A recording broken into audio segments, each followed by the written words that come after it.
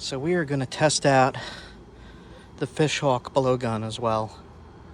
Slockmaster.com, Tim Wells.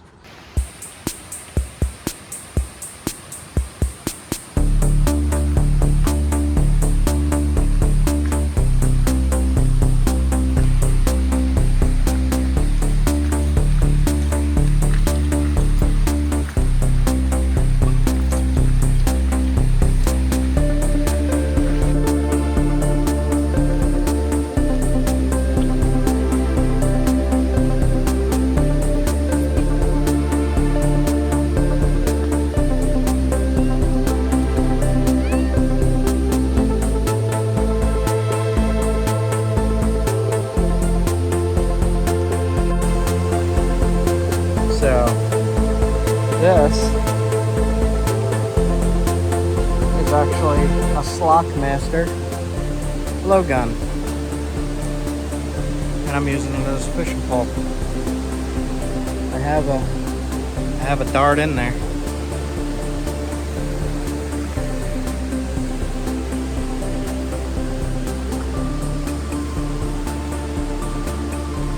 And there's Jasper. Checking out the creek.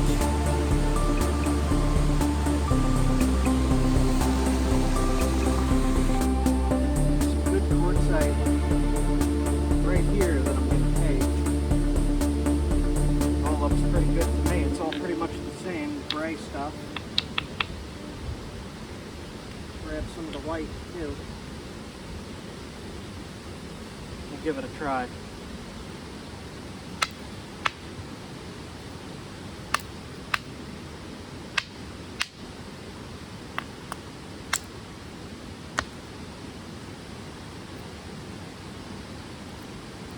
Same stuff as up top in the mountain, but down here in the creek.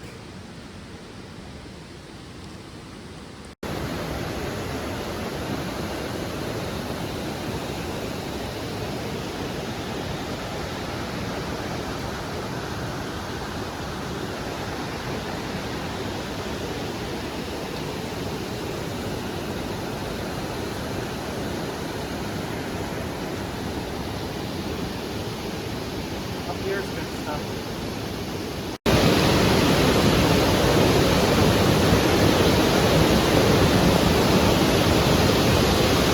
How slippery is this? Looks slippery.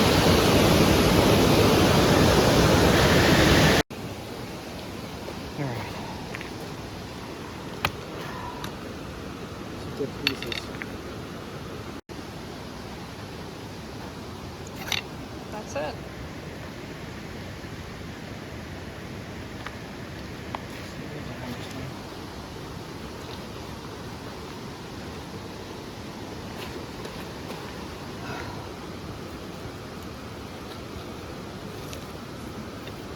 Nice big piece.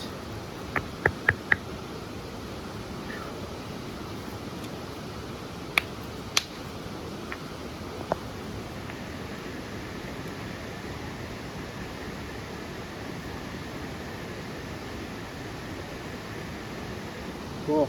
All this is good. This is all the same stuff as up at the top of the mountain.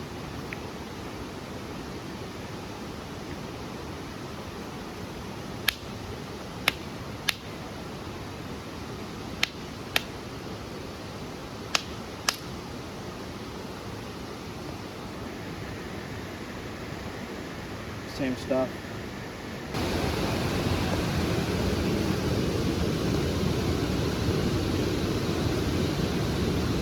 Jasper approved. Jasper approved.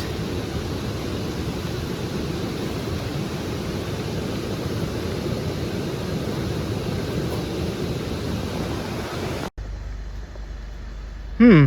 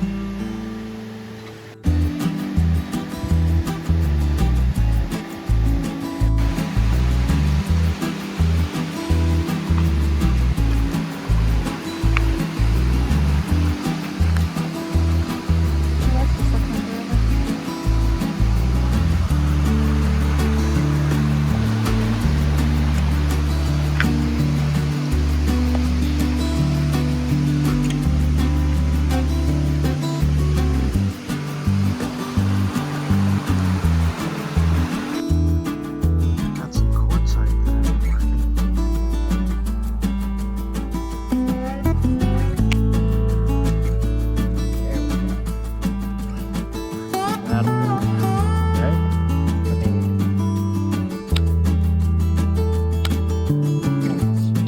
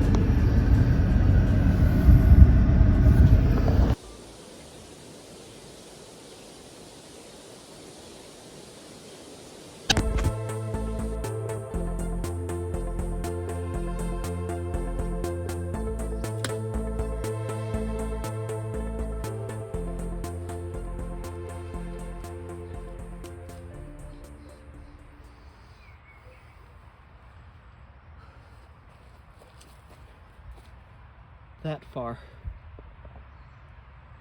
I'll try one more.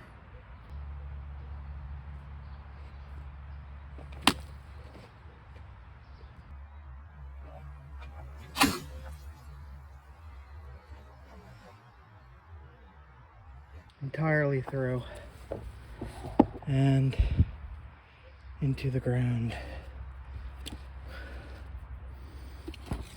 Cool.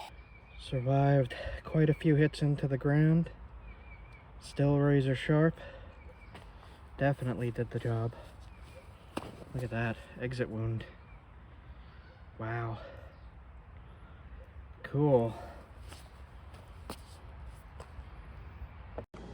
All right. So we are going to test out the Fishhawk blowgun as well. Slockmaster.com, Tim Wells. And we're going to test a little quartzite dart point into that watermelon. We'll do a few shots.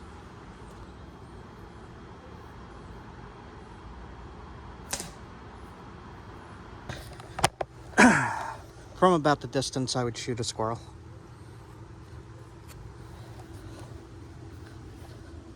It's rolling down the hill here. Now this little thing creates a little tiny hole. You see it there? Here. Right there. And that went pretty far in. That went that far in. No damage to the point. And we'll try one more. We'll aim right for the middle.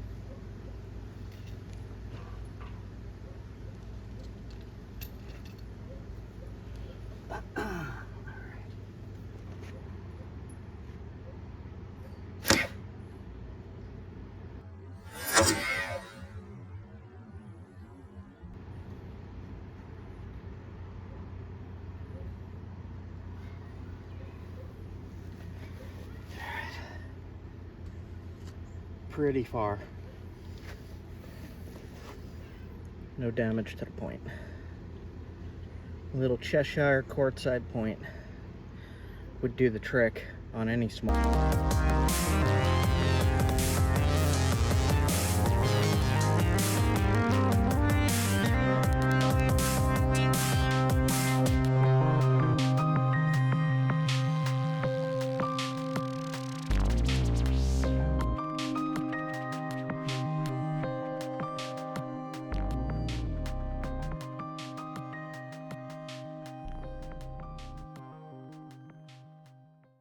It's pretty exciting.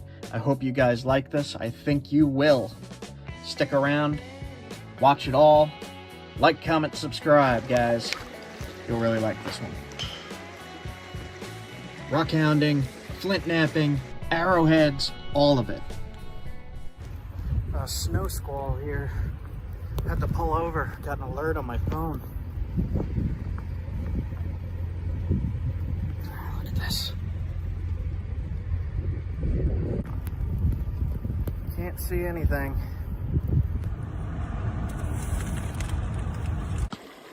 That is definitely flint. It's rough flint, but this is the black flint. Cool.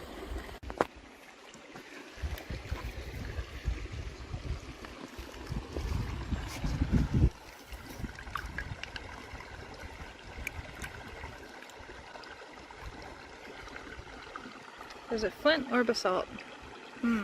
What's it gonna be? Gonna try it? There's a crazy bug. Ew. There's a hammerstone for this one.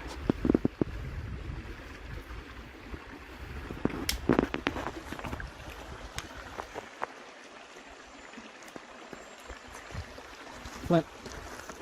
Yeah? Yep, that's flint. Nice. Little tumbled piece. Cool. You want to keep that one? Sure.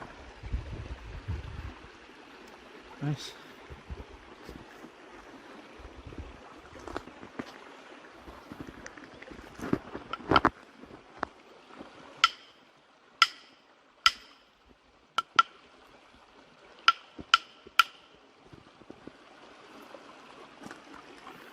Oh, it's finer grained. Basalt. I'll try it though. I can hear it. If it's not going, that's... Curious to see what it looks like inside though. Yeah, if it's not going, it's gonna be basalt, right? Basalt.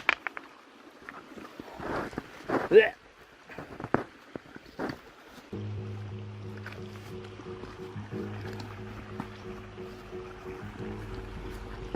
The water is so clear everywhere.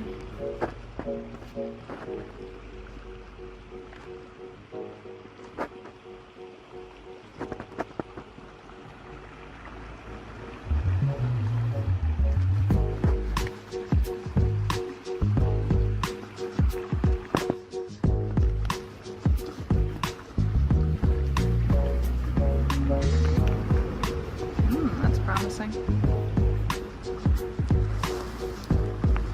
And that as well.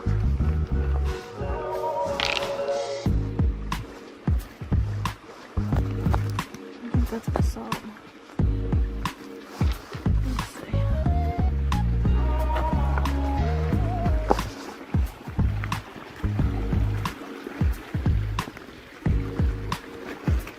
Alright, I think I have a piece of flint and basalt. Let's see.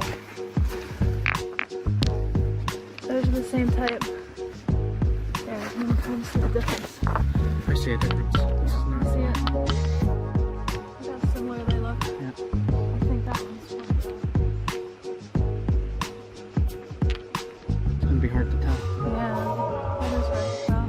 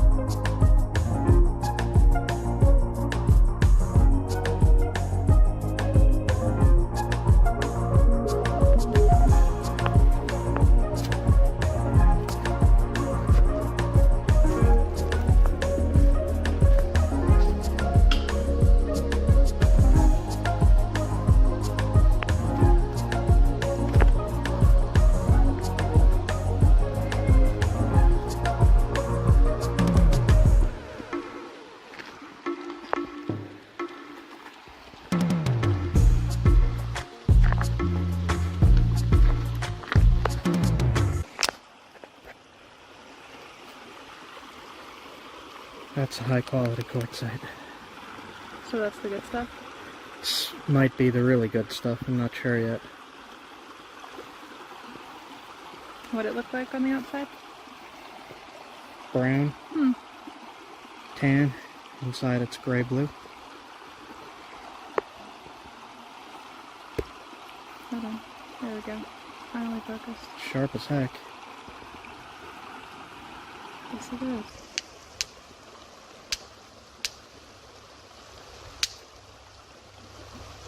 That's fine. piece that looks similar to this, so I'm going to test this here. Okay. It's quartzite, but it's not good. Not good at all. Let's try this side. Yeah, no good.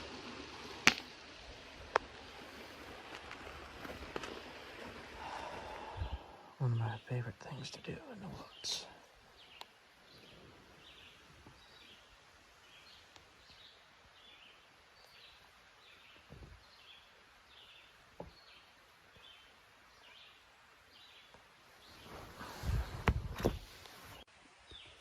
So I spent the whole day smacking rocks. Didn't find too much. Found a good piece of quartzite. I'm just relaxing and reading here. Looking for some info. There's not too much around this area. We'll see though.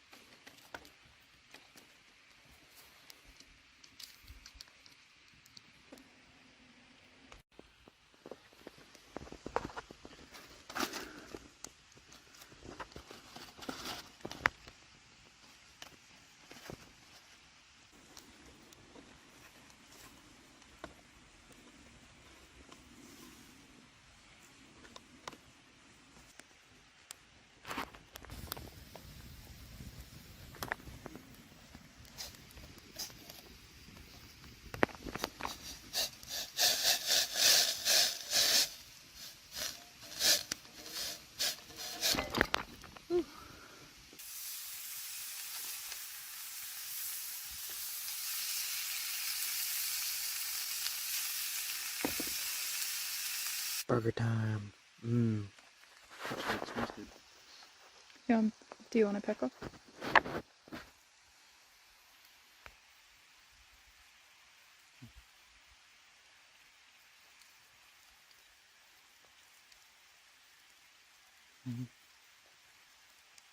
That's really good. Here is some examples of Paleo-Indian tools, fluted points, made of this specific quartzite, and it's a shame that it's in black and white, because you can't really see what colors these are. Listen. Ooh, they're all talking. We got one over there. Another one there.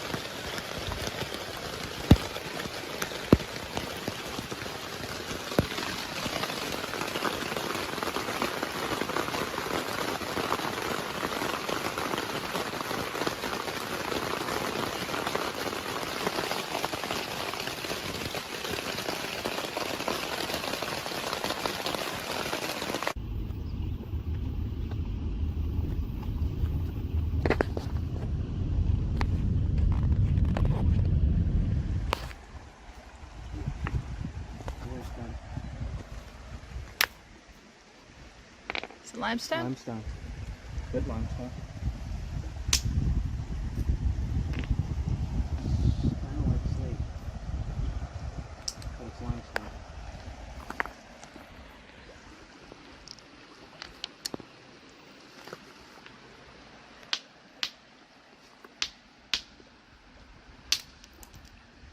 Rough quartzite.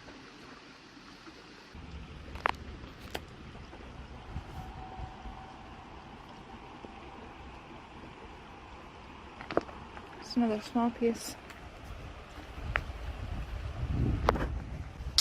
There we go. Pure flint. It is that flint. So we're only finding little nuggets. There's no big pieces. And they're really sporadic. Like, Yeah. I'm not seeing very many. So the stuff that looks like basalt is black flint. Little glacial cobble things.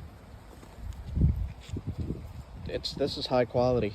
Like, it's pretty flawless.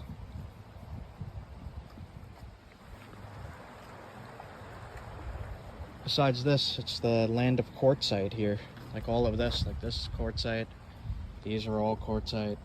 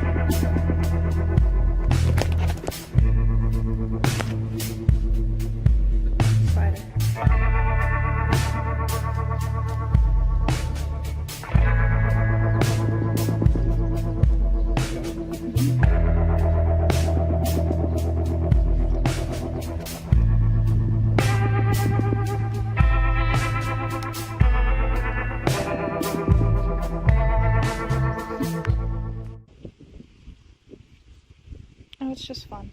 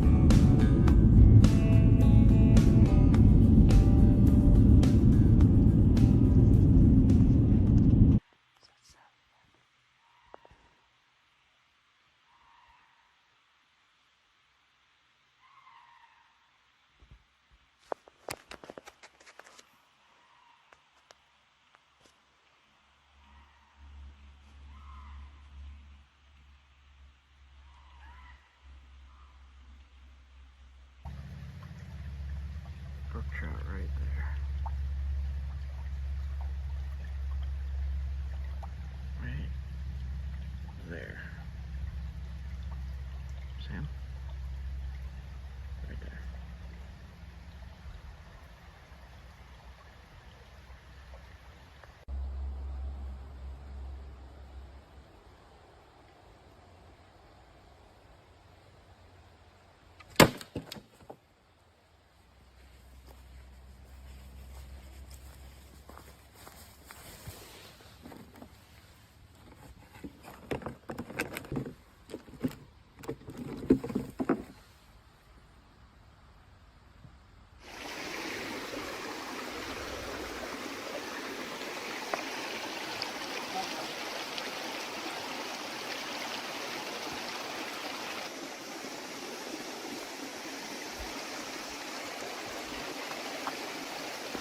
That is beautiful. Look at those colors. Nice catch.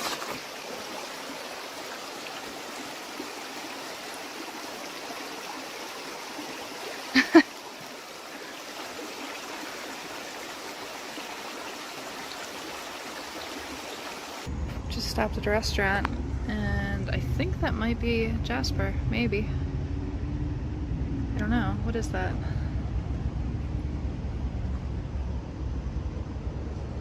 We're in an area where they said that there's a Vermont red jasper, but I don't think this is nappable, even if it is. Let's take a look over here too.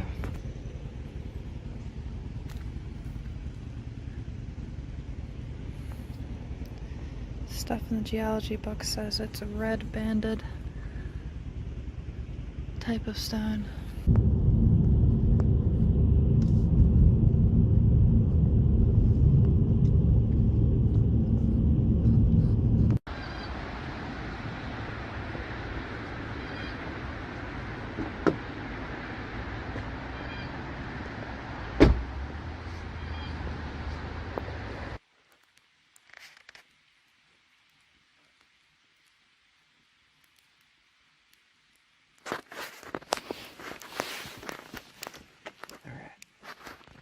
I'm still out in the woods in Moose Town here.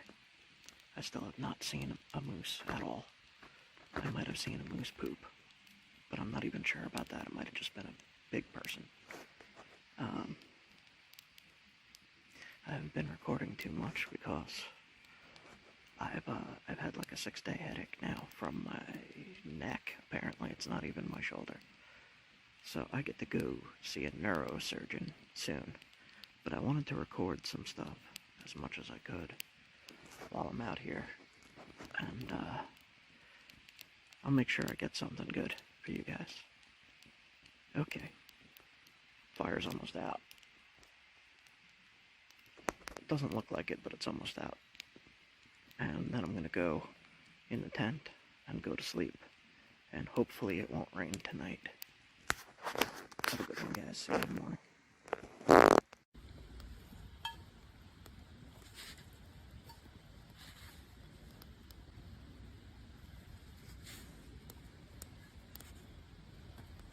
Problem thinning that right there. This is the quartzite.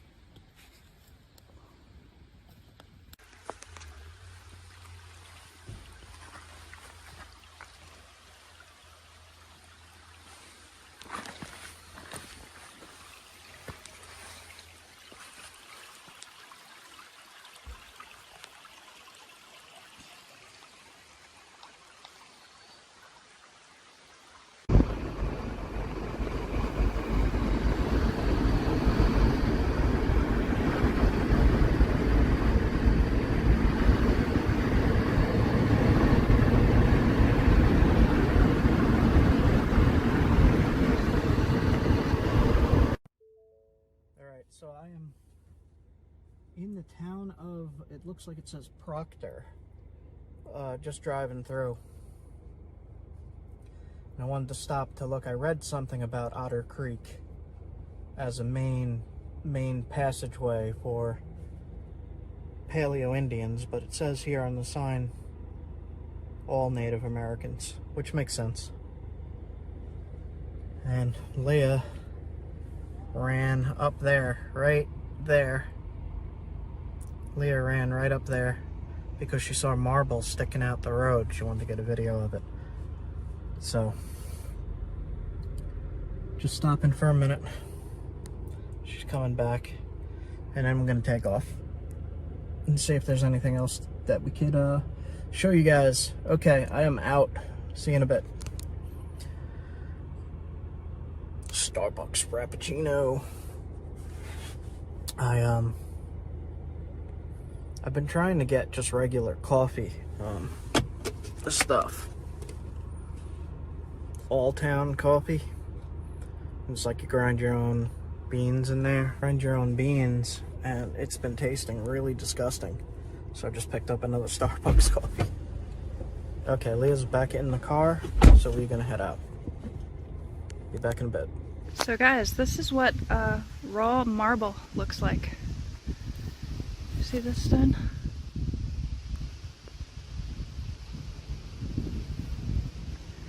Just we're driving by and saw an outcrop of it. They've got this whole wall and the sidewalks made of marble here. And now it's like checkerboard marble and something.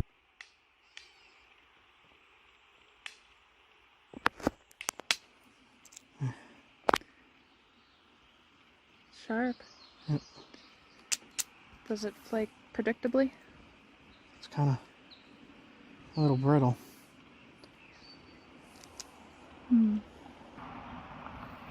So that's gray quartzite? Mm-hmm. Ooh. Very brittle.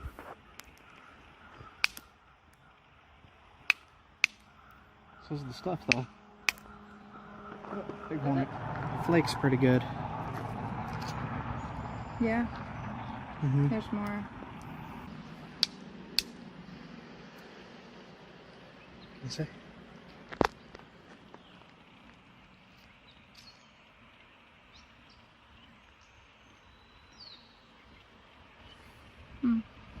It's decent.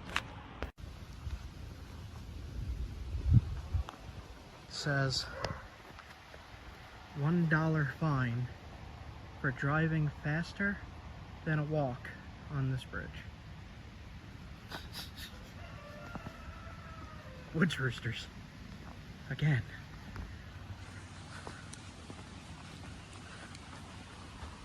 Just taking a look down at the river here. See if there's anything noteworthy. Oh, that's nice. That's far down though.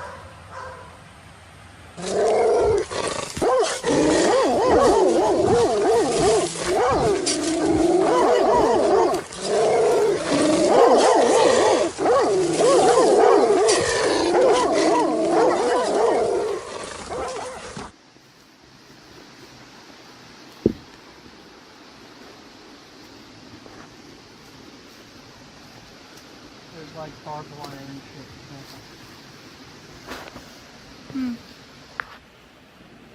Yeah, there's some kind of other line down here.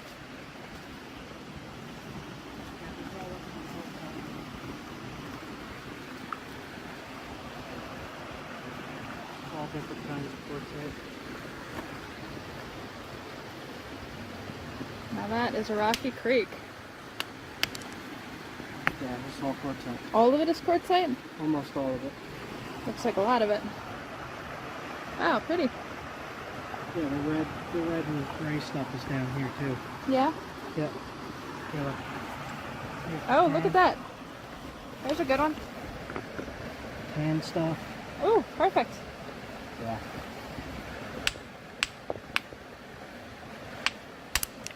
Hello. That's good. Cool. Make a knife out of that. Yeah. Here's gray. I think we finally found a good spot. Oh, jeez.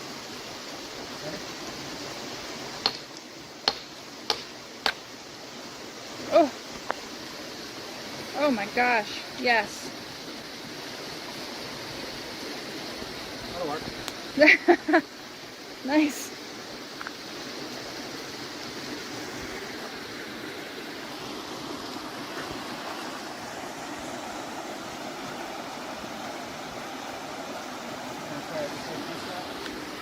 Carry the whole thing?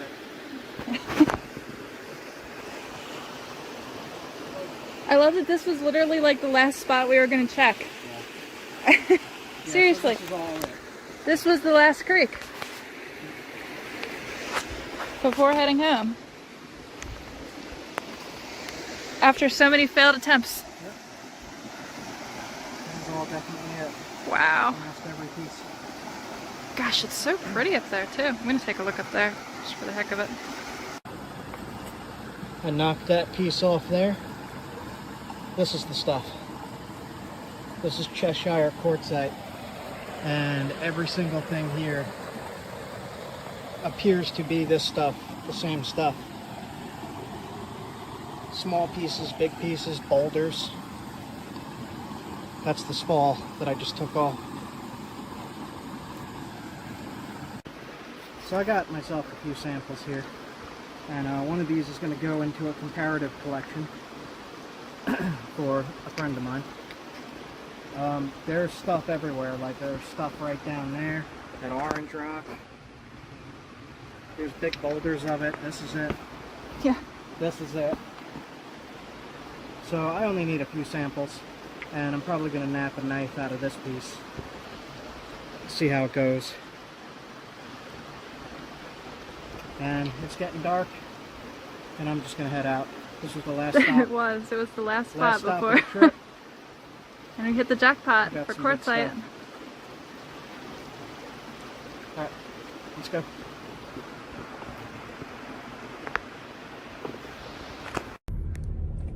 Alright, so what I did there was I looked at a geological map, found where quartzite is, and I followed that to a creek. And then once I'm down in the creek in a fishing area, here at least, you're allowed to rockhound. Try to make a point from. Wonder if this is how they did it. Just knock a flake off and... I mean, I've seen artifacts that definitely look like this.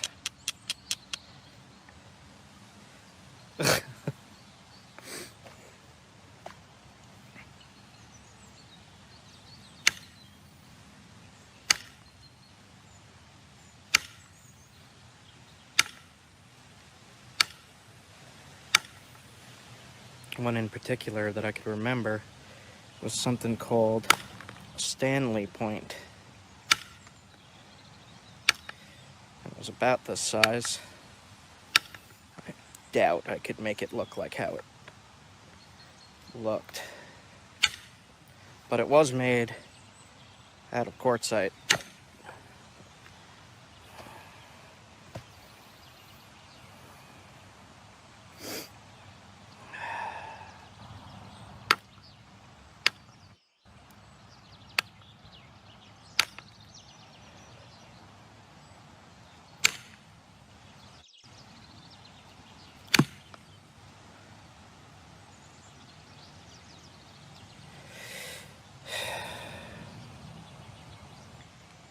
So I do not know how to get rid of these lumps on quartzite. It just does not seem to want to.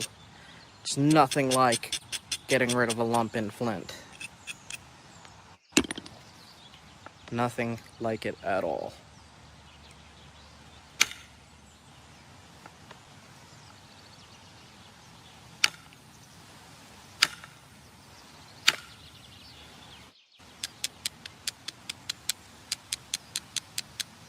And the more I try to thin it with those lumps, the smaller and smaller it gets.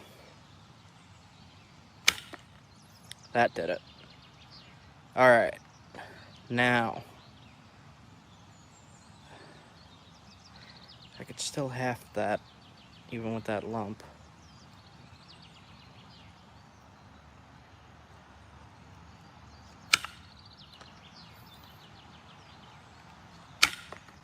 There we go. Nice. All right.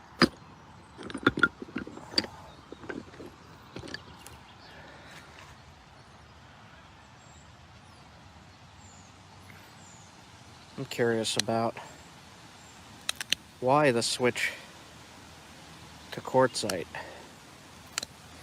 does not seem to be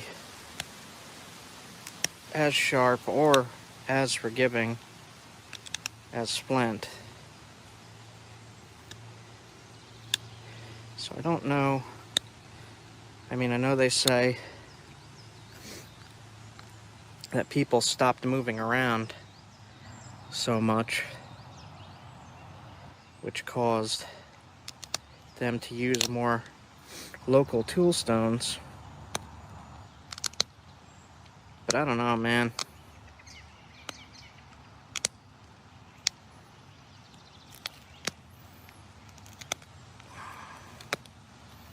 Feels right. It feels sharp. I mean, that would certainly kill. It's not incredibly thick. It's got a nice hafting area. Let's see if I could thin this one little ear.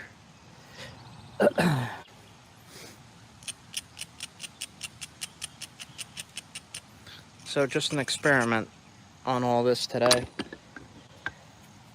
See if we can make a decent arrowhead. Look at that. That came off nice. Okay. So I guess that's just about done there. That's surprisingly easy on that piece. Let's sharpen it up a little bit.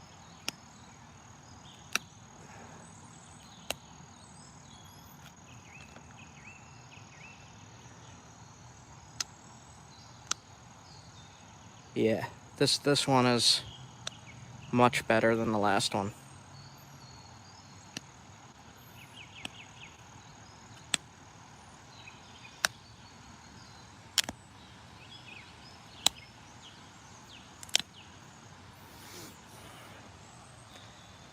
Let me make those notches in here a little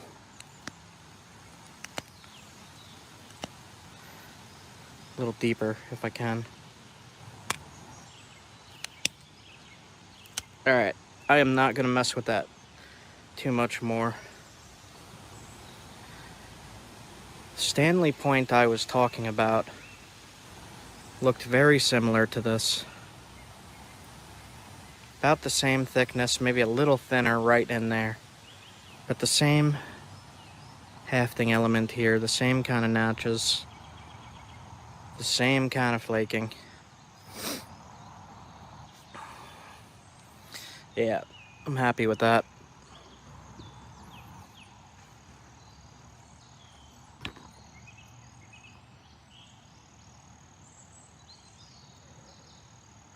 This stuff, Tim, is, I am not sure what it is. It does look semi-purple and red.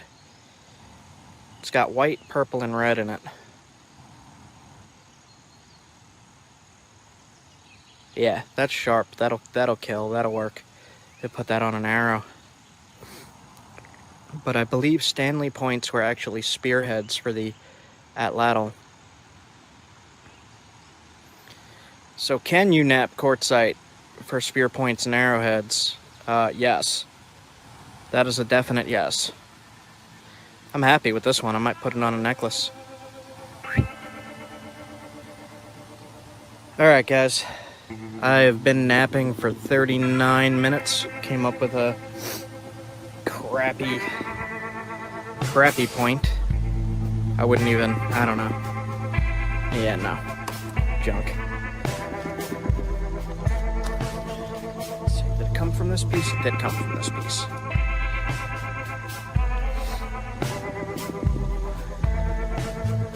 So that's what it looked like on the outside. Just laying on the beach. Inside, get an arrowhead. Sweet. Alright guys, I guess I'm done. Whew. A little harder than I expected to get a decent one. You guys should try it. Let me know if let me know in the comments if you can nap this stuff. I'm unsure here.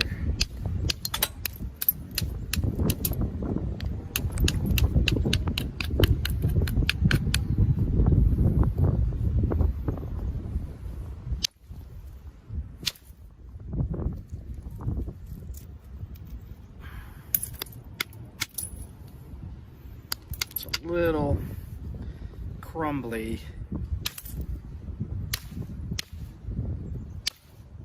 Not sure how it's gonna work.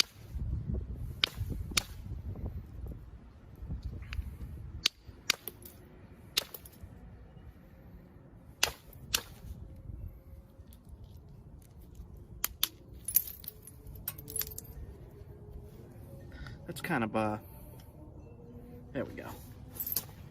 All right.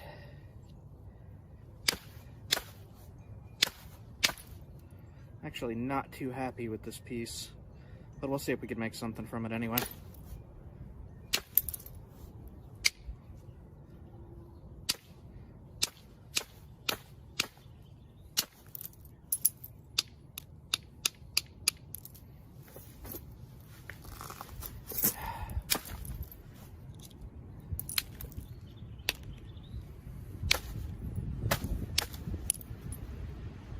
Just unpredictable, especially if you're not used to working quartz. Expect it to. My memory on my phone keeps getting filled. I'm not sure why. There's nothing crazy on my phone that should be taking up that much space. I'm gonna hit into the base. Let's see. Can I make this not so whited out? All right.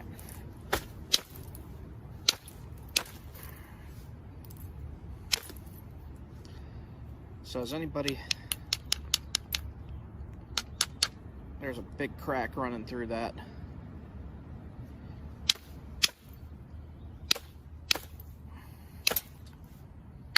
Has anybody been experimenting with quartz at all?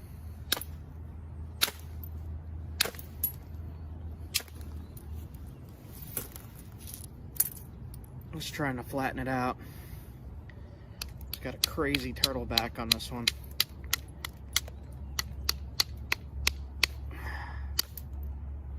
All right.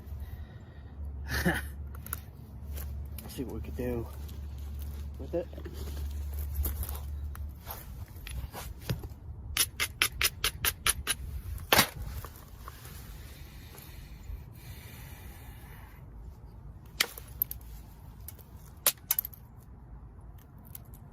It didn't want to keep going, unfortunately. I'll try lower.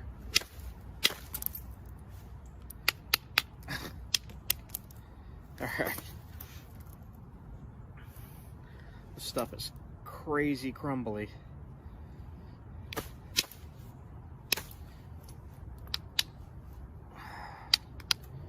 Let's see if I can make something even remotely usable out of it. We'll see.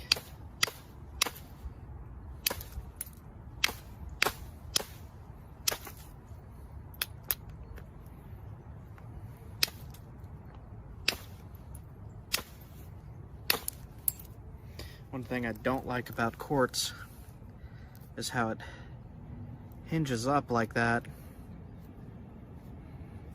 All right. Switching to a smaller bopper. I'm gonna try a really small one. There's a lot of cracks running through this, so I don't expect it to hold together. Just gonna try to get rid of some of these really terrible spots.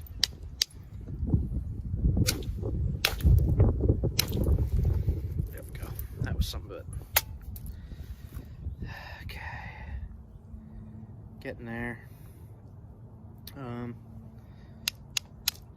There we go. Nice. All right, now the trick to this stuff is keeping it together in one piece. That's what I've had a problem with. This spot here. I'll try to get rid of this bump.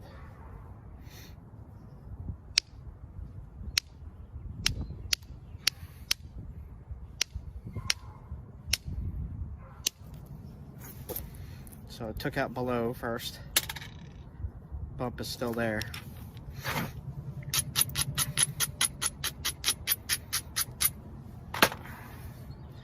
Now, let's see if this works anything like flint, or if it's just going to explode it. There we go. Nice. It's so chunky, though, like... Man, it's bad.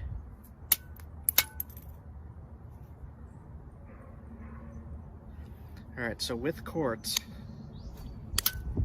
I do not suggest trying to go super thin on this stuff. Alright.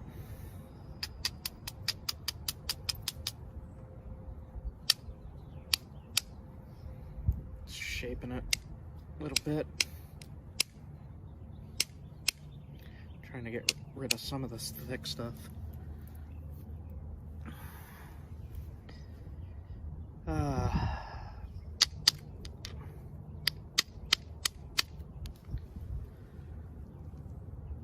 Alright. Try indirect. It'll be okay. As long as I don't hit too hard. Like that. Alright. Now fix that up without destroying it.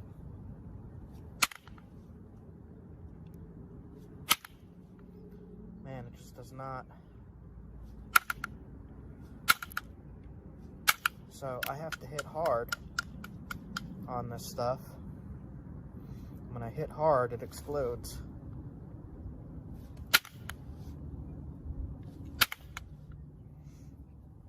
Alright, we're going to have to try this fast because I'm running out of memory. I'm going to have to find a new way to record. I don't know what's going on with my phone. It's saying I don't have memory. And there's nothing on it taking up memory, so I don't know.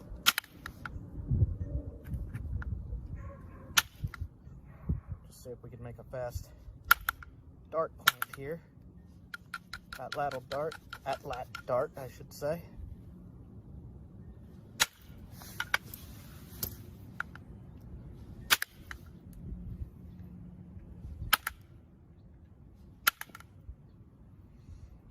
Man. Difficult, definitely difficult to work milky quartz. This is stuff off of the beach.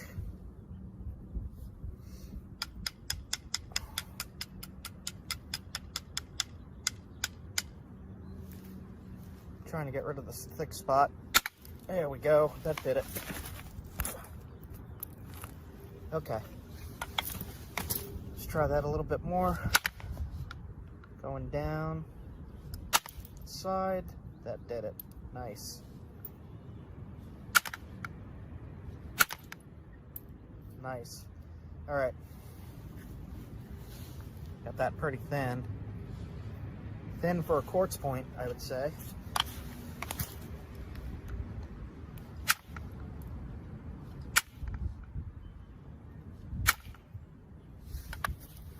And I am too nervous to do indirect notches on this. I'll start them.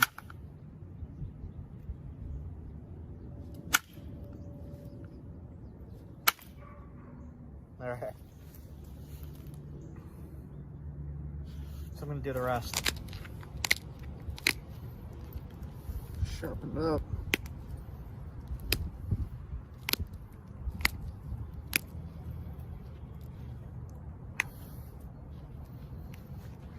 I mean, that's pretty good for quartz. Oh, careful pressure flaking, I guess.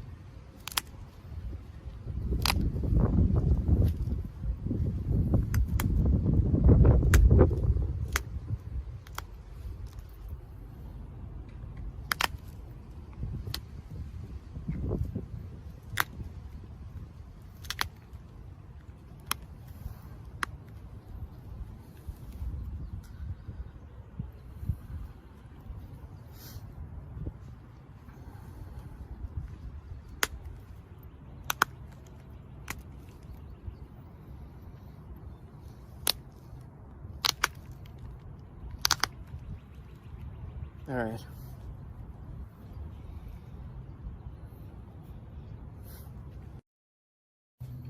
Alright, just finishing up those notches now. Nice at that point. Really nice. If I don't destroy it doing these notches, which is wholly possible.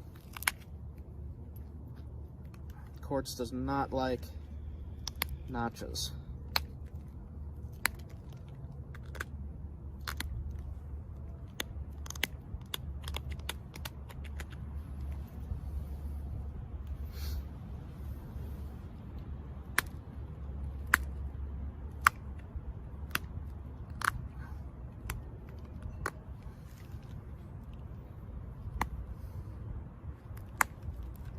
Man.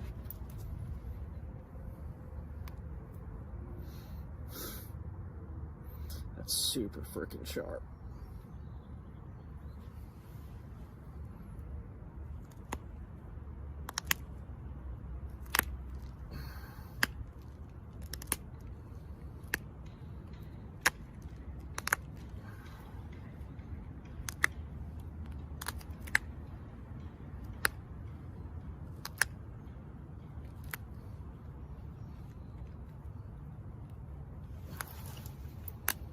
I'm actually going to get rid of that needle tip. Alright.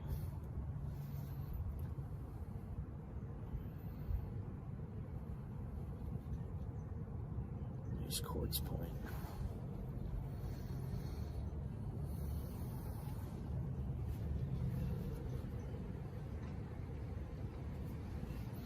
And it came from... Oops. Beach cobble.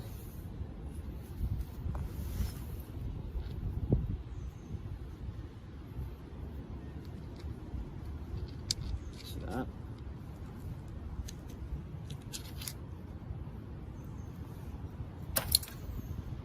Pretty accurate.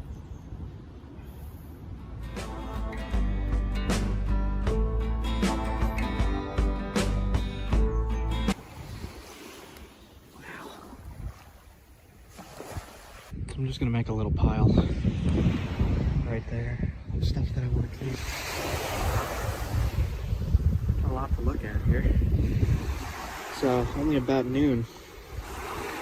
So it's here. It's a quahog shell. Now I have no idea what is what around here. So I'm just going to test things as I go along. I know there's argillite around here somewhere, but I don't really know what it looks like or what it naps like. Or if it's just like slate or what. Man, it's a nice day. It's cold though. Cold, cold, cold. This stuff right here. It's kind of like slate-like. I don't know.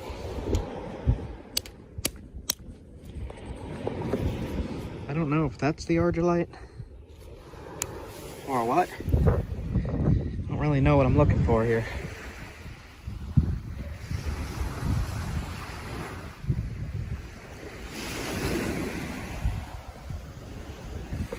Super, super nice milky quartz.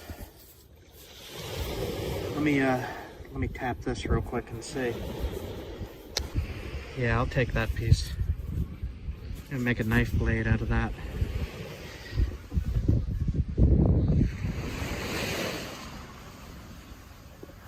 Ooh.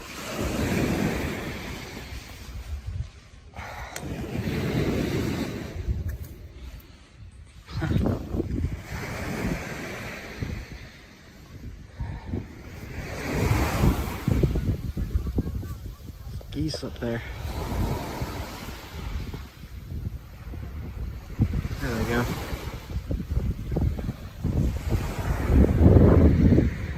There's all kinds of nice white quartz here. And nap that into a little arrowhead.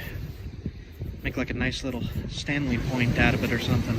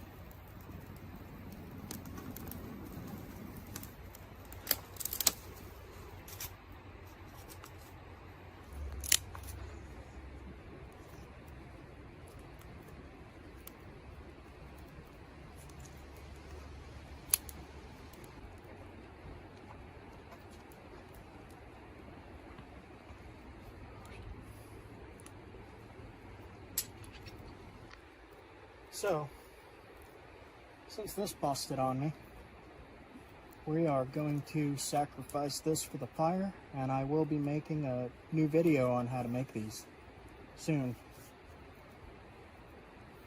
Anyway.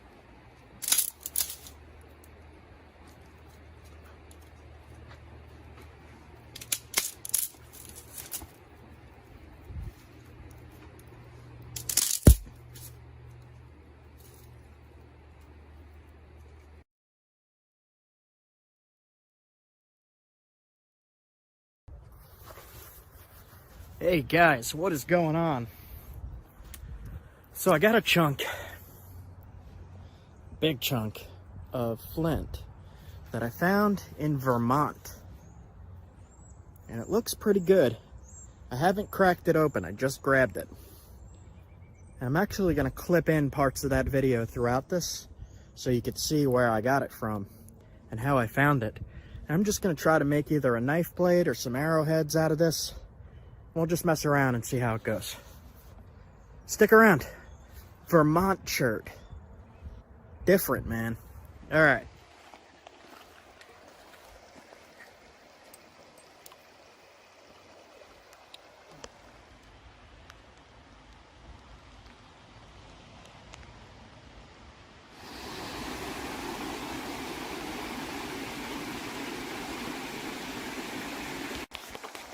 What do you got? Looks like some fine-grained basalt. Yeah.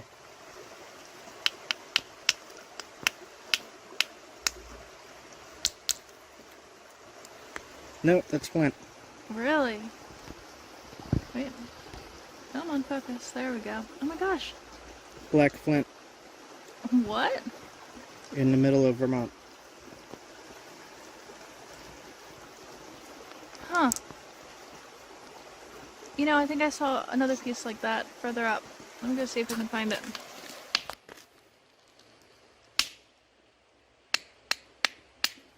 Flint.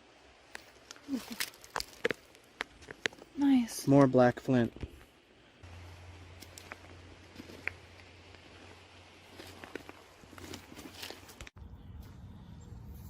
find a good spot on the rock to hit. I'm thinking right here to start. And I'm actually going to use the old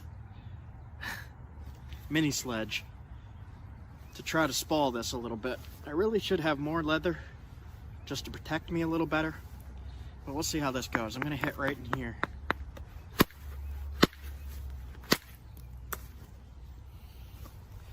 That looks pretty good. It's a little chalky. Let's see if we can get better pieces. All right, that side looks better.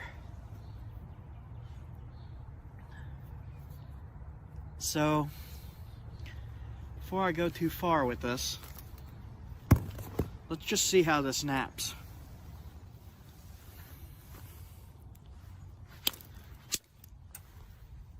That's pretty good flint. Wow. Okay. Some of it's a little chalky, but it's working good. This side looks all messed up, but I don't think it is. Let's see.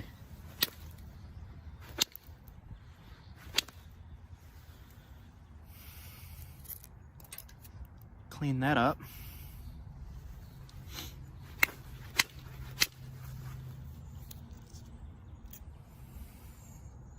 Nice flakes on this thing.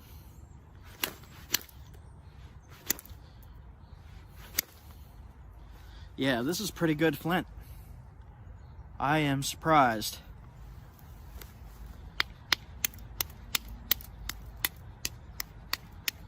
All right, so I'm gonna keep grinding.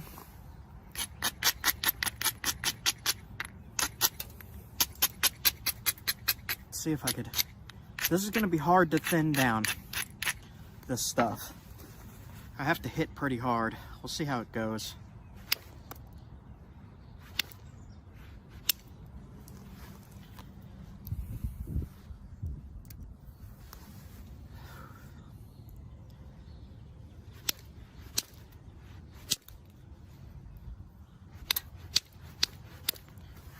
So all I'm doing is zigzagging and hitting.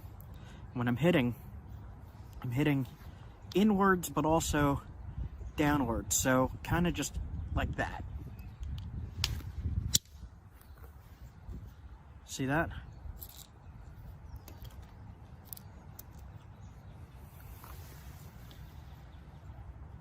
This is gonna make a, if I could keep the whole thing together, this is gonna make a pretty nice spear point.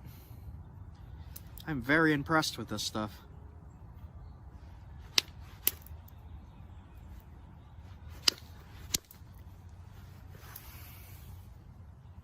Look at that. All right. So, they do have high quality stuff in the Northeast. This is from Vermont. Surprising.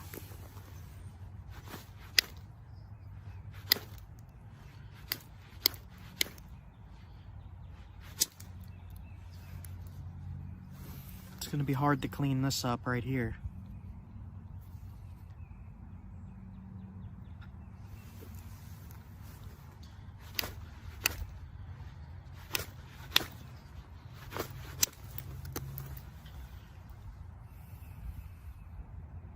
Cool, man.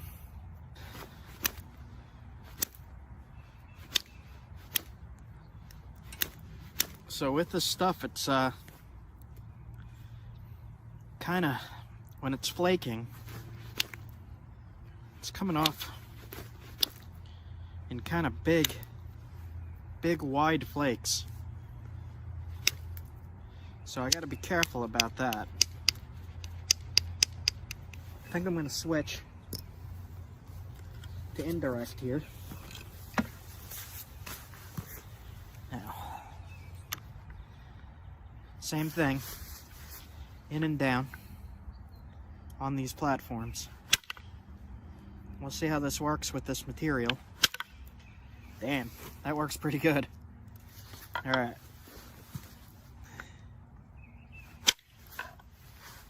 just taking off really deep flakes, so I'm gonna have to be a little careful.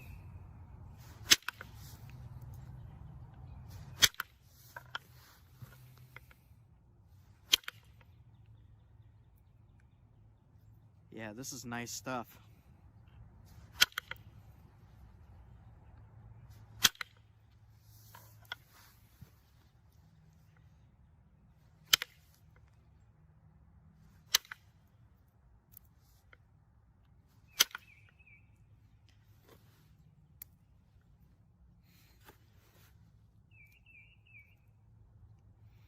Okay.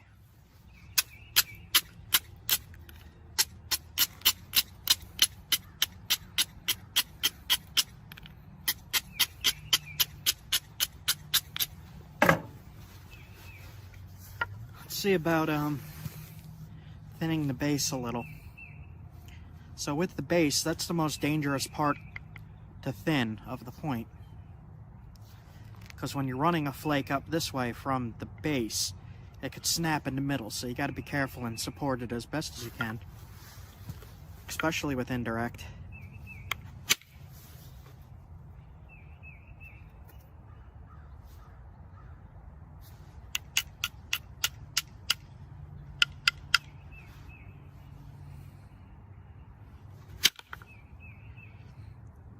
Alright, I'm gonna have to attack it from the side a little bit.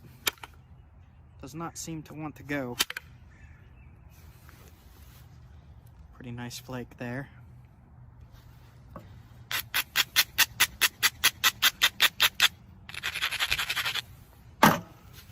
Alright, so you see how that's thick right here? I'm gonna come in from the side and try to get rid of it.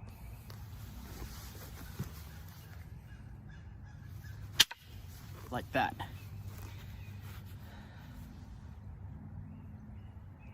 Look here. Thinned it quite a bit there. So now we're just going to continue with these small platforms.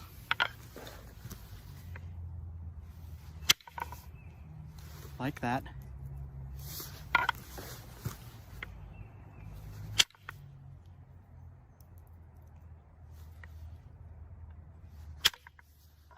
Thin it as best we can.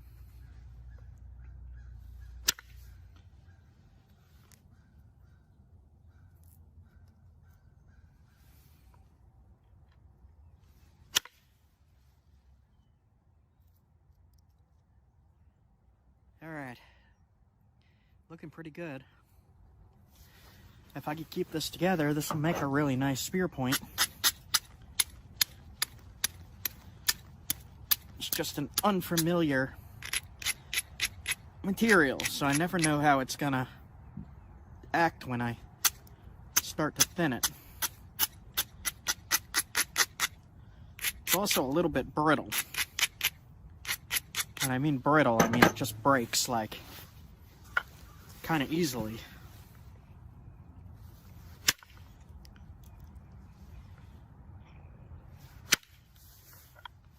Flake's nice though.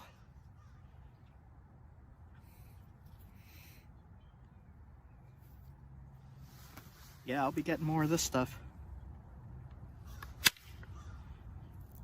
Super nice.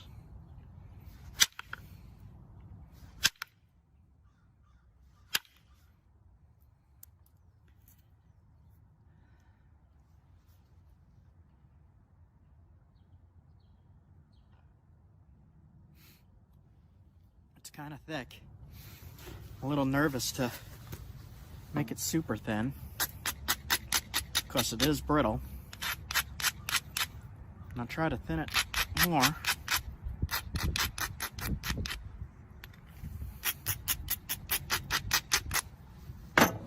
Okay. So we're going to try to take off a big flake right in the middle.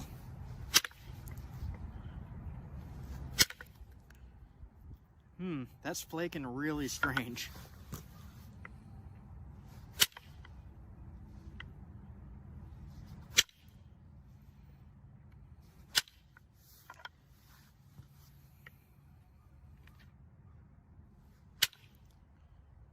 It's really kind of a chalky but not material. I don't know how to describe this stuff.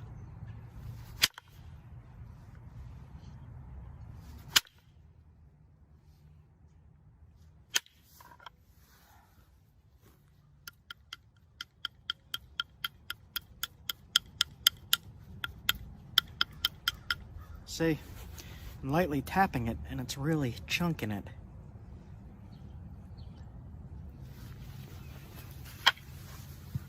So, brittle.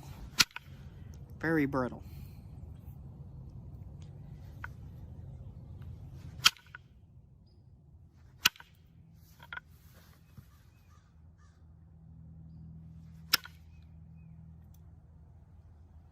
Very, very brittle.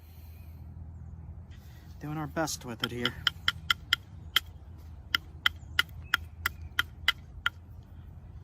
I'm sure if I, used this a bunch, I would get used to the material, just like anything else, and not have this problem. Kind of afraid to thin it.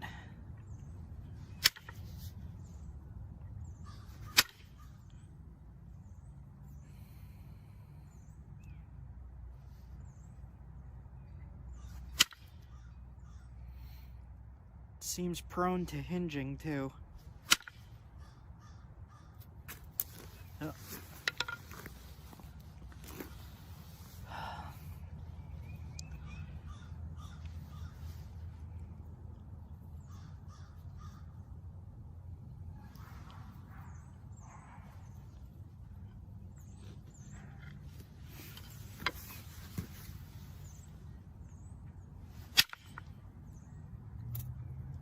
Yeah, this is gonna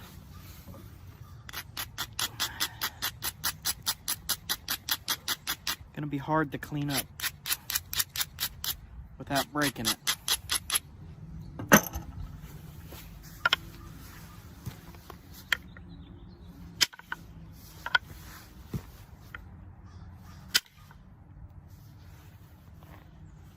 All right, if you look here, right here,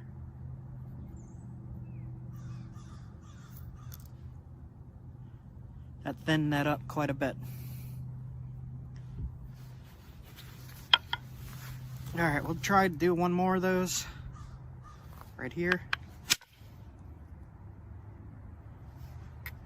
There we go. Popped off that flake. Then really, there's just this one last spot that's thick. So I'll lower this side a tiny bit.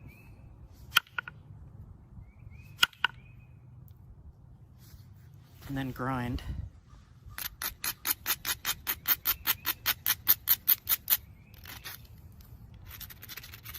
I don't know if this is gonna go to plan here. I'll try though. So I'm trying to get rid of this bump right here. See that?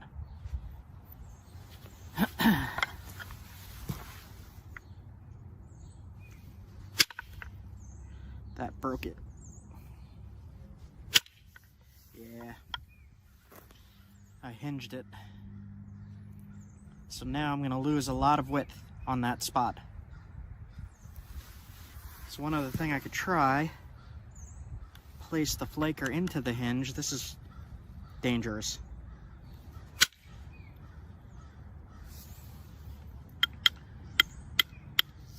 All right, let me switch to regular flaker.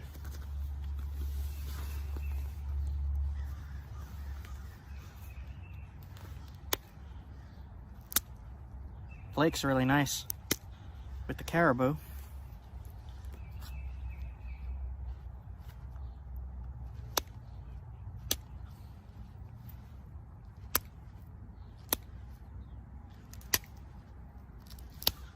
They seem to be going pretty far too.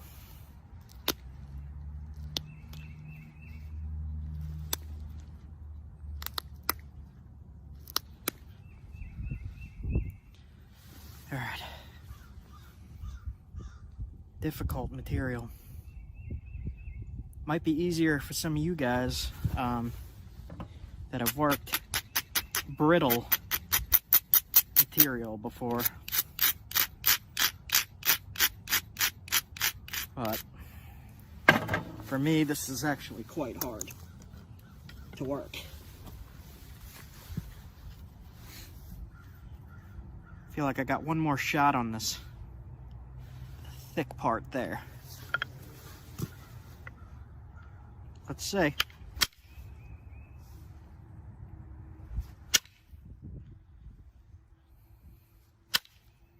Got some of it. Got some of it.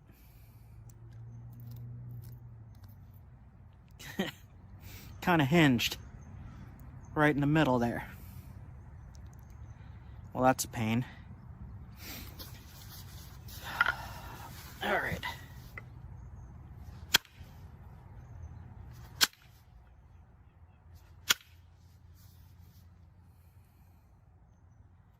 Yeah, I don't know about that. All right, let's ignore it for now.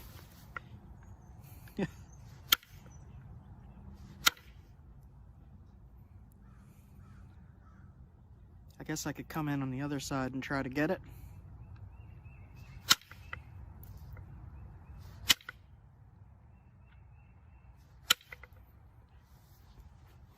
All right.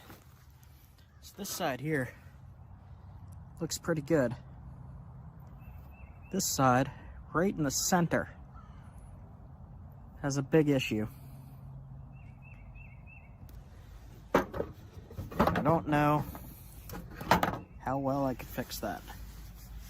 So what I'm gonna try to do is run a flake from the base up. And I feel like that's a really bad idea, but that's the only way I personally know how to get rid of that. So.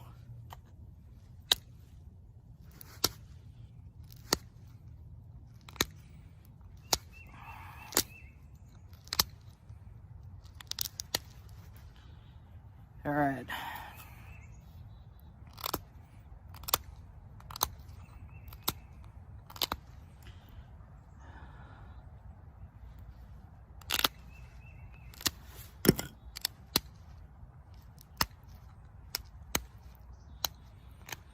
So I flaked this way so that I have somewhere to hit here.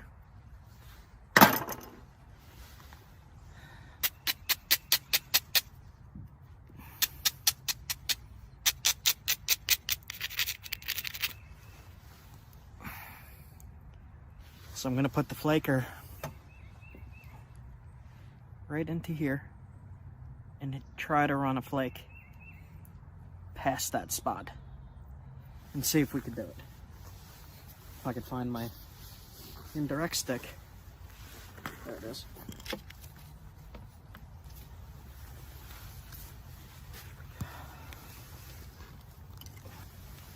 All right.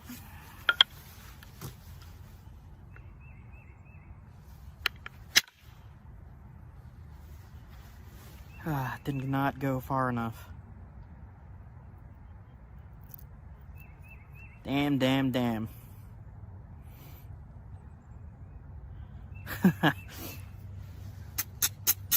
This looks like points that you would find real artifacts having these problems.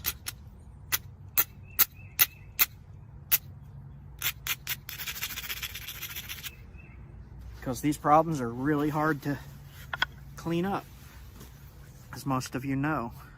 I'm going to try coming in at an angle. Nope. Try coming in from the other side. Nope.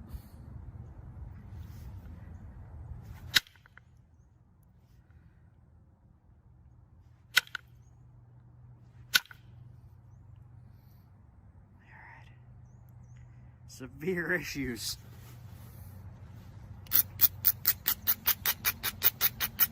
severe issues in this piece that I do not know how to fix, but I'm going to try anyway.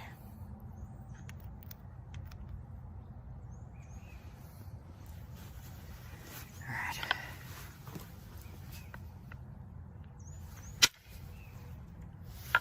So it does not look like we're going to be able to get it from that side, so we'll try the other side.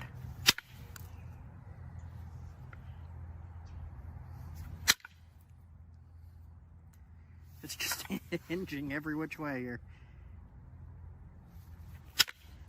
There we go. That got some of it. Okay.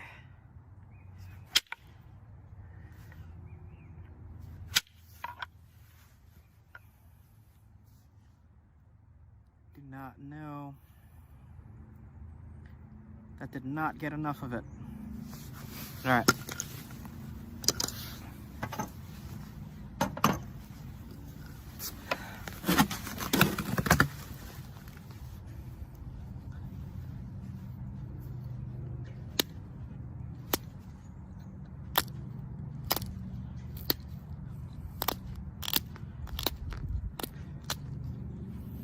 This is some of the most brittle stone I've ever worked.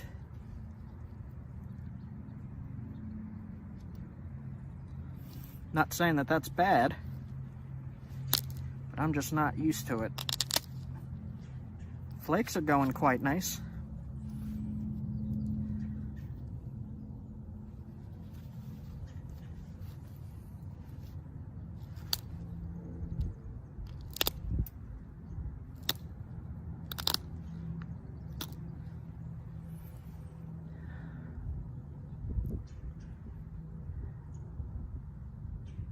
Man, oh man.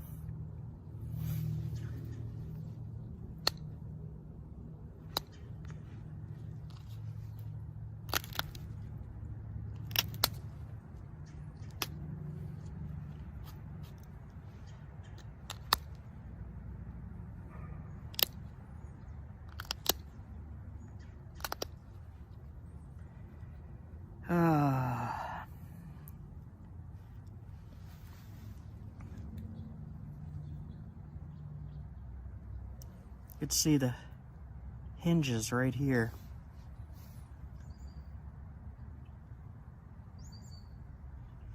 The only real way I know that I might...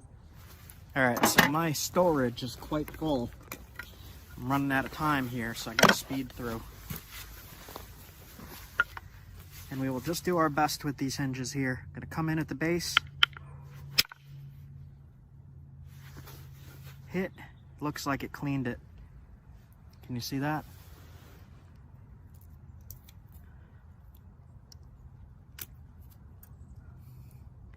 Clean some of it, it's very strange. All right, and we'll try the same thing on the base. Hit in. Okay, I could live with that.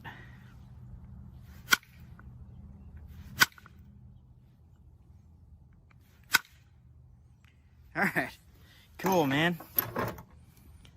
Clean that up. I do have one more thick part, but I'm afraid to mess with it.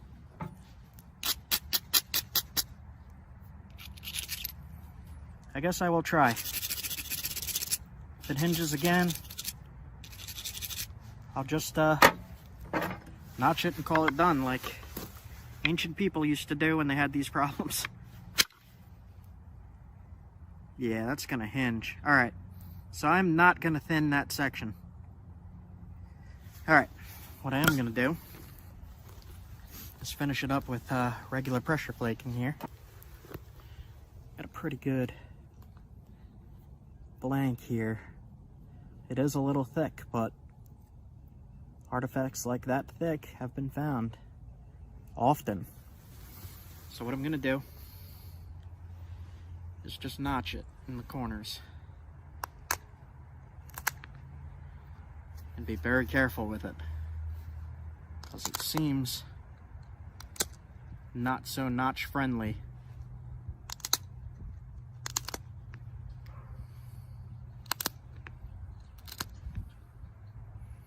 Okay. Got the notches in. And I'm just gonna sharpen it up. So, weird material.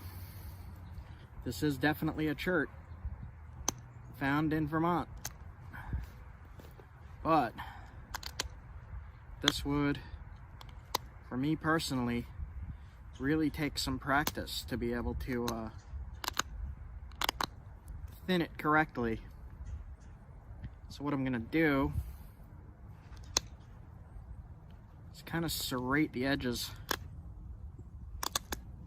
a little bit, just to make it sharper. That's kind of crazy, man. All right.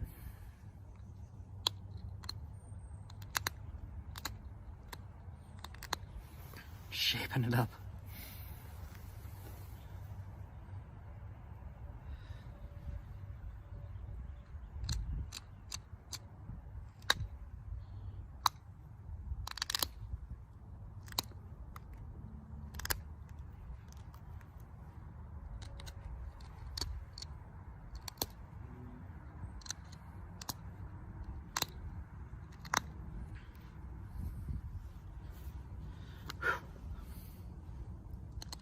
I want to successfully make a point here that would be good to throw on a atlatl and hunt with. I was recently told that the correct way to pronounce atlatl is atlat.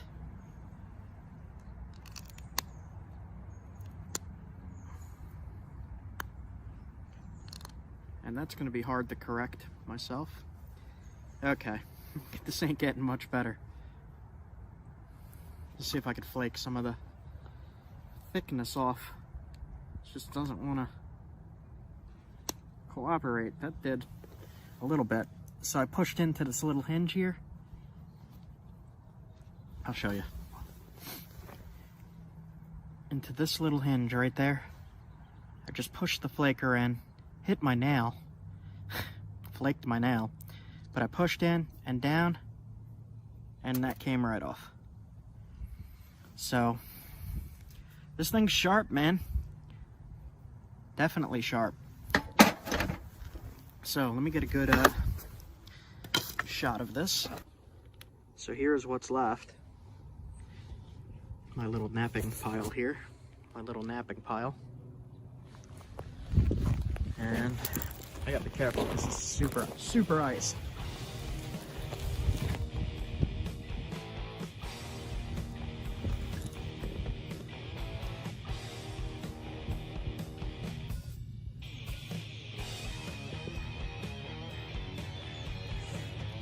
Crazy, man. It's pretty good. I'm pretty happy with that. Wet it. See what it looks like wet. Yeah. That's a pretty good point. I am happy with that. This would kill with an atlatl. Put this on a dart and throw it with that spear thrower. That animal would be down. Alright, guys. Black Vermont chert. And that is it for me. Alright guys, I had fun messing with this. Rock I found and collected myself in Vermont. Oh, it's nice, man. Yeah, I'm happy with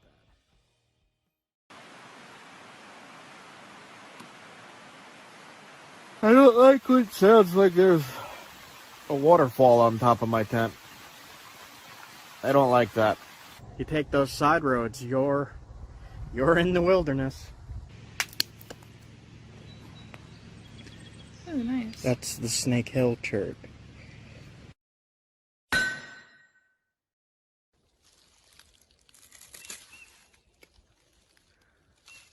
That's good.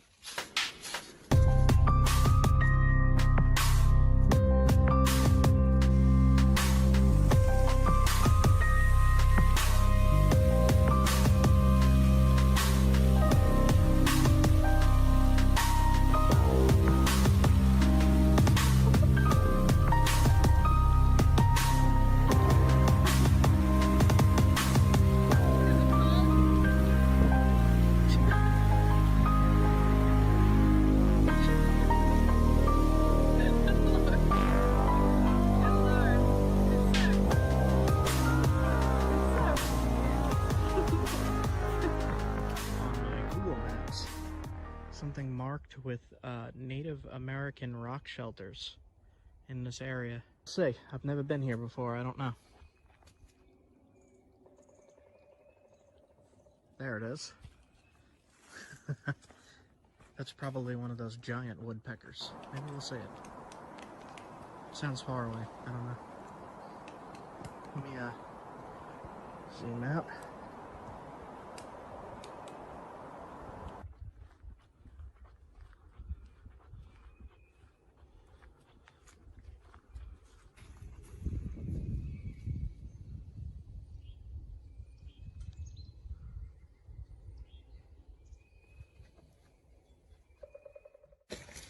Quartz. Not high quality though. This is. Here's this.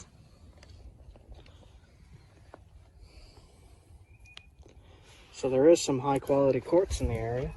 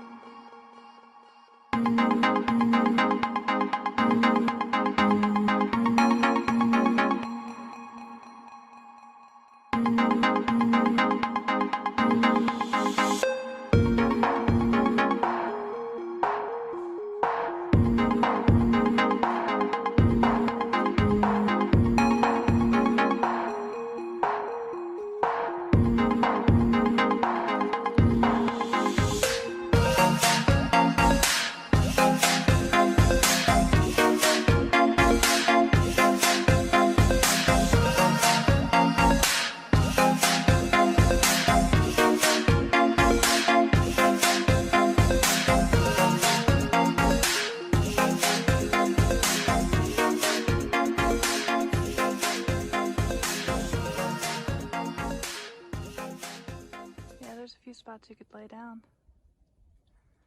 and be protected from the rain and the wind. Maybe have a little campfire down there. Well, if you put a campfire in something like this, if this heats up, it might fall. So if you go back and look at some old Les Stroud episodes of Survivor Man, he talks about setting a fire in rock shelters like this and his fear of the rock splitting from the heat and falling on top of him while he's sleeping. So you're not going to want to do that unless you absolutely have to. Oh, we've got some nice quartz crystals right here too. Oh, look at that.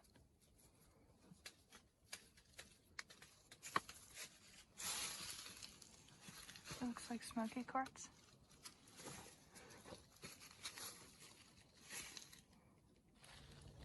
So there's a few caves speckled throughout this hill, and all of those are large enough to get out of the rain, get out of wind, get out of storms. And if you had a camp here, you could put the fire right in front of the cave and it would still heat up the cave, and you wouldn't have to worry about what I was talking about earlier. All along this area, there's a lot of quartz outcrops, which is very good for stone tools if you don't want to travel very far from your homes, which would be right back up in there. So they could easily just come along in the woods here, which probably wasn't like this that long ago. But you could even go back to that little tiny creek and look for quartz cobbles in the water. Crack them open, make your stone tools right from your home.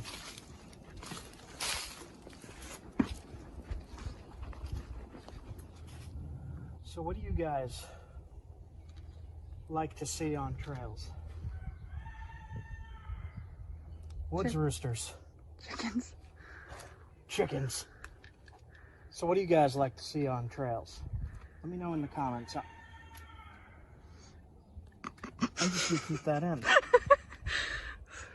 What do you guys like to see on trails? I'm gonna show you what I like to see. The kinds of things that I like to see on trails when I'm hiking.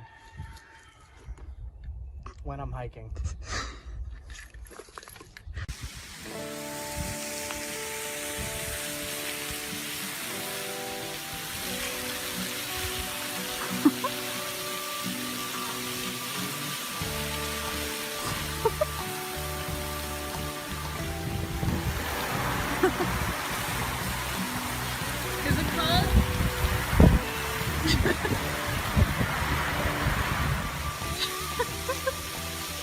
Good lord. Good lord. You're soaked. What? You're soaked. Yeah. Yeah.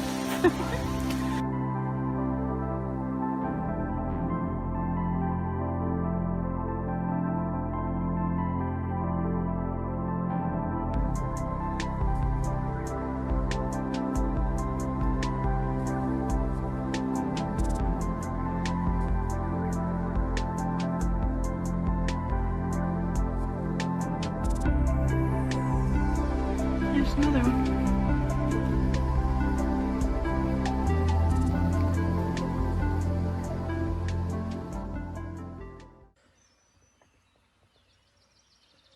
But we went to a campsite that actually had a fairly large creek running through it.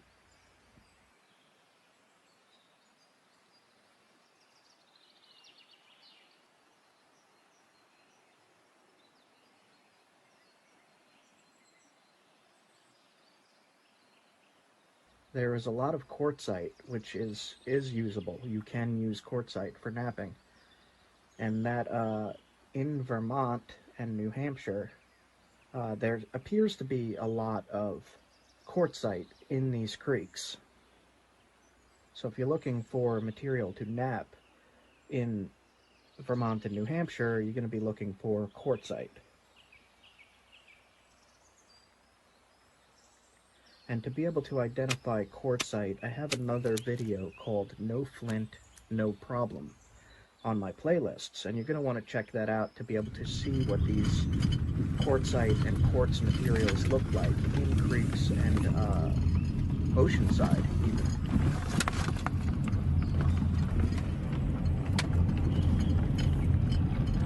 And the water is extremely clear up here, clear and blue tinted.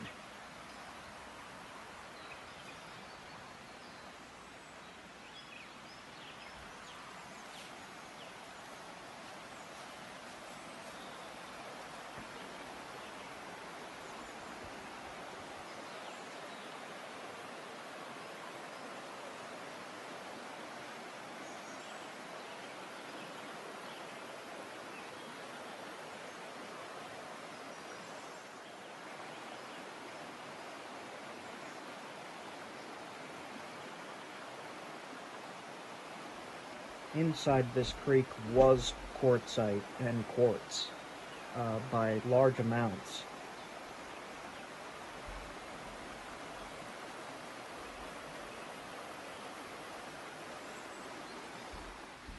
And when I'm investigating these creeks and rivers, I usually go in them with rubber boots, but I forgot my rubber boots, so I just went into the freezing cold water in my shorts.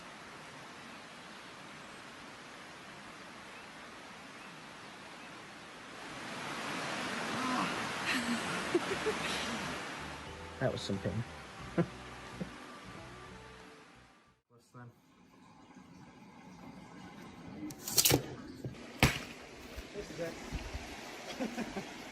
you find a giant piece?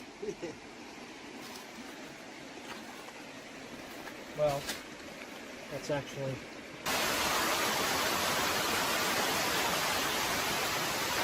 I guess we'll see if this is waterproof.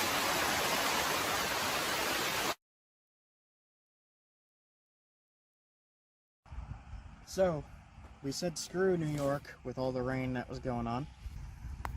Canada's like right there. I smell something. You smell it? What is that? It's coming from... I know what that is. That's Wadobo beaver on a fire. And that's Woodbeard right over there. He's right over there. We're gonna be eating tonight. Beavers in the smoke and the heat here. Ooh, that's hot. Sup, Woodbeard?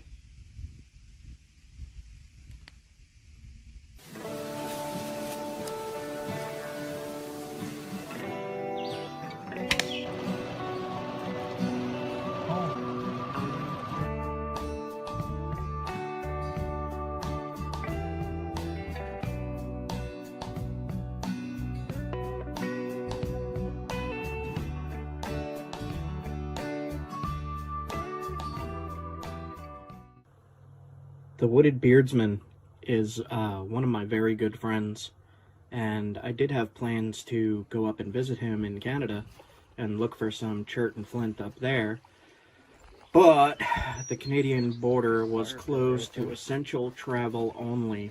There were signs everywhere, there were guards everywhere, so that needs to be put on hold. Anyway, we continued on our way past the Canadian border at this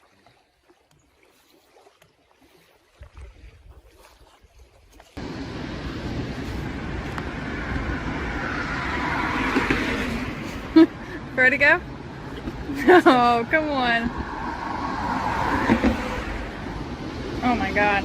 Okay.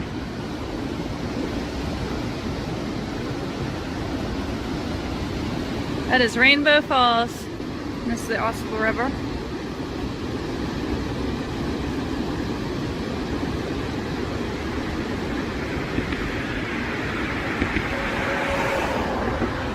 Jeez. Like 13,000 years ago, this would have all been under a sea. You would have been very far underwater here.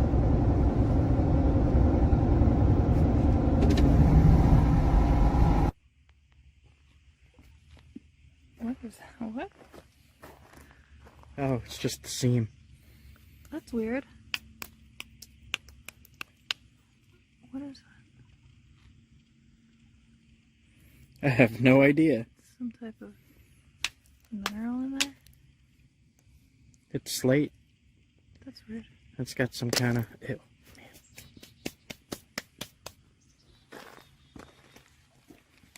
Huh.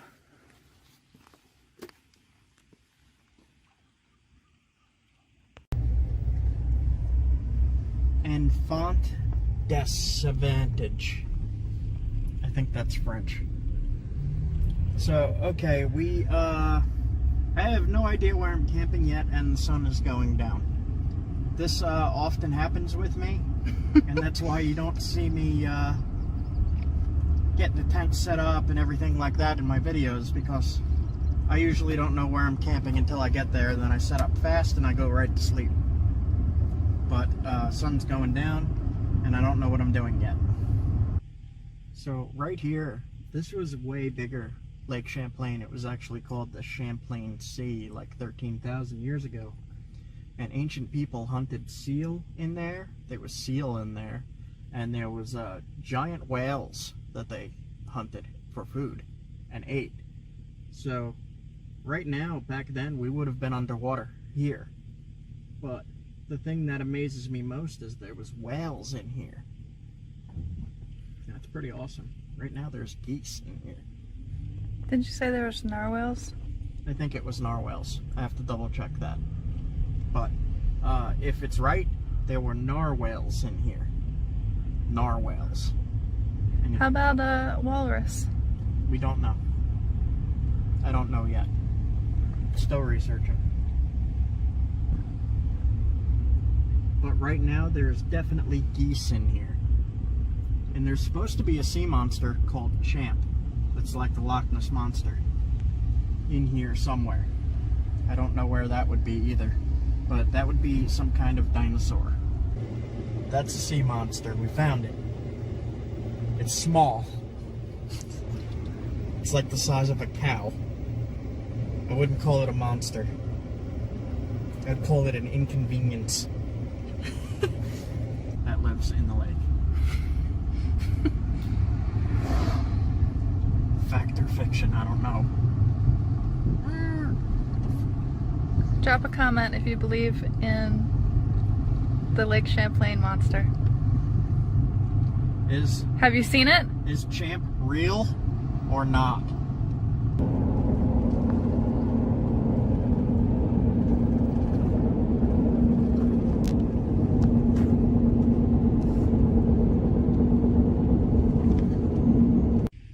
Okay guys, it is 9 p.m. It's dark now, but right as the sun was going down, I think I just found more chert in Vermont. That looks very cherty. It's a little rough, but that's chert. And I got a few blocks of it to test.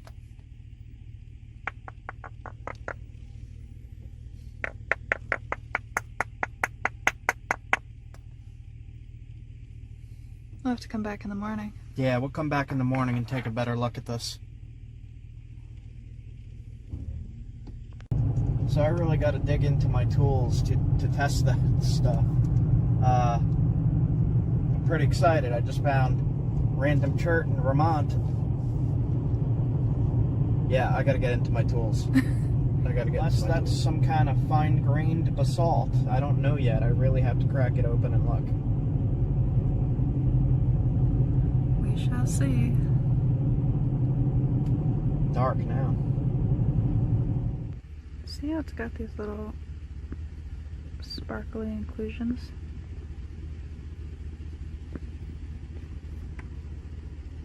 It's weird.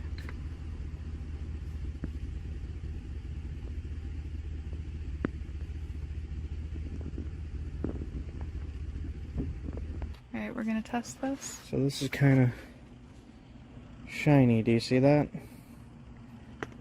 I'll test right here first.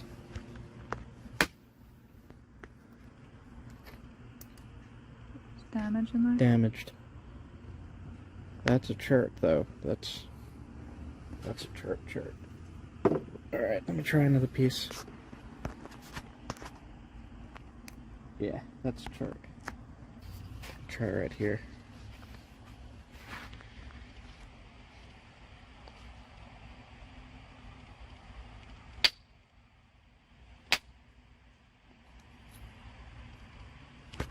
That's chert. Cool. Okay. What is it? I don't know. It wasn't even here 5 seconds and I found some kind of chert. Like we literally just got here. That's chert though. That's nappable. Yeah, we have to get back there tomorrow morning.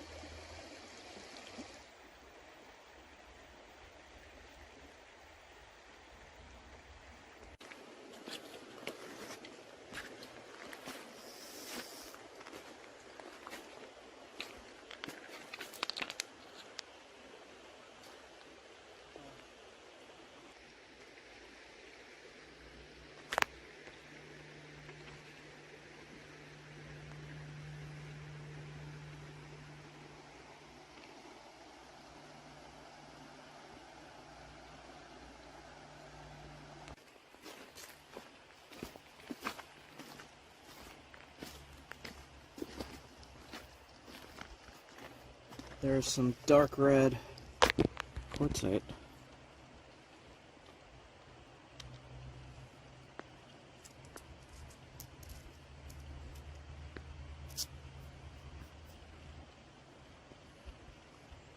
This is basalt.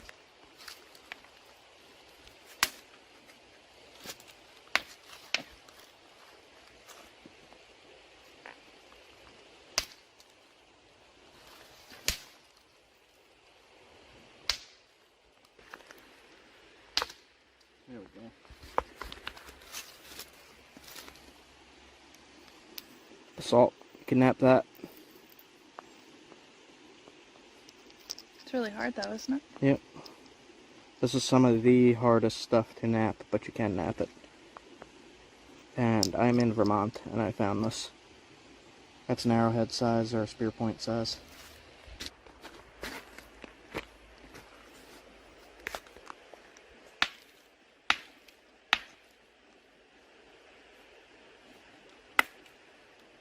Quartzite, super, super rough.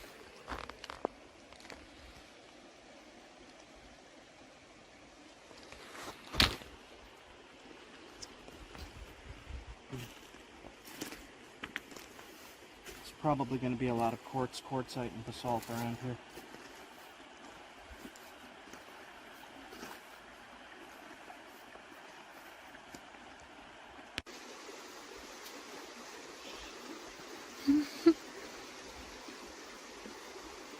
Microfishing.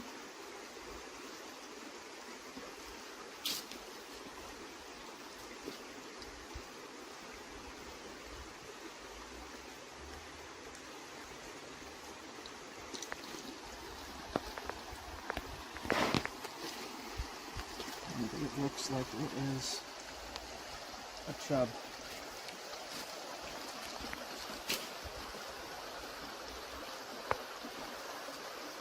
No? I don't know what it is. What is it?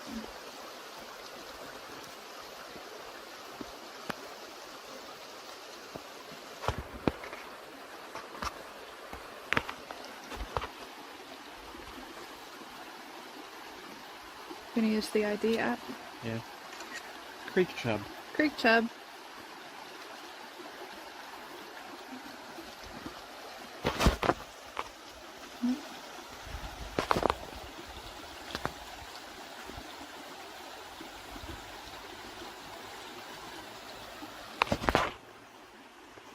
Alright. It says creek chub. That's what he looks like.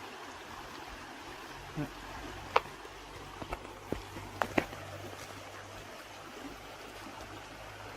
Sticky. Yeah. There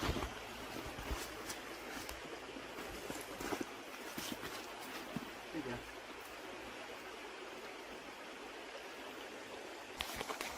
What do you got? Looks like some fine-grained basalt. Yeah.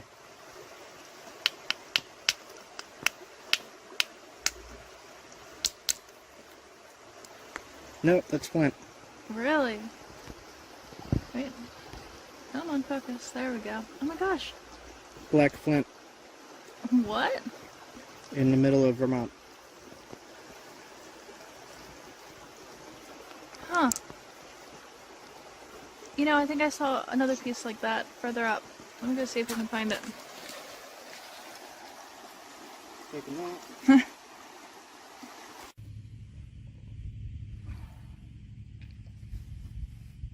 Test this piece here. This nice little ledge I could smack on. That's actually the nicest piece I found. Cool. Okay.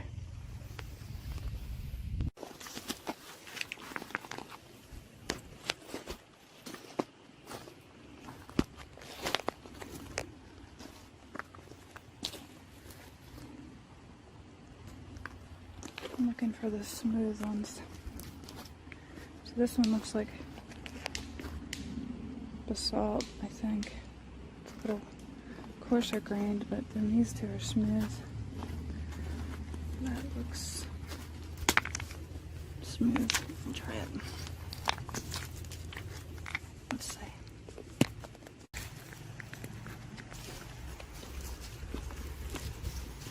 We try these? This stuff too, but I think it's gonna be flint. Maybe. Is it? See, I think the salt's on that, but maybe not. Try these three. This is shale. Salt. Is it basalt? Yeah. It's like super smooth though. You want that bigger house now? Yeah.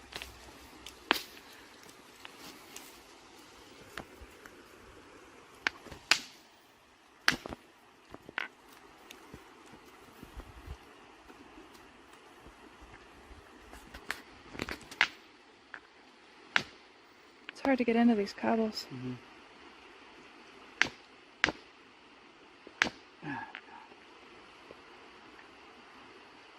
Yeah, it's basalt. It's probably also basalt.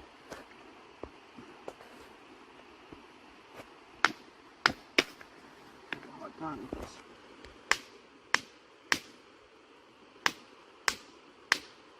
Basalt. Basalt. So let me see what the flint looked like again then. See, it's that same smooth grain though. I saw this from tumbling. Yeah. See, those feel like the same to me.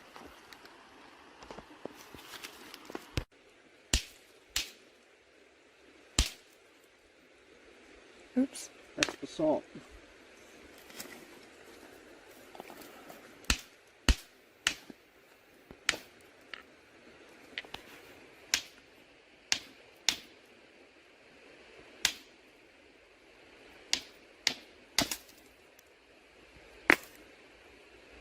Yeah. That actually looks like rhyolite, but it's basalt. Okay. This is gonna be a shale.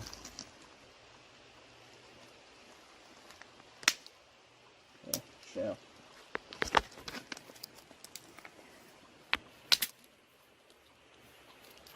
Shale. No good.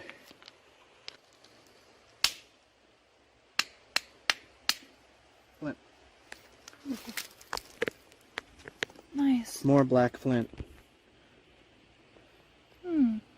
What's that down here? Good question. Glacier? Looks like cobbles, glacial cobbles. But that's two pieces on this little scratch. That is suspicious to me.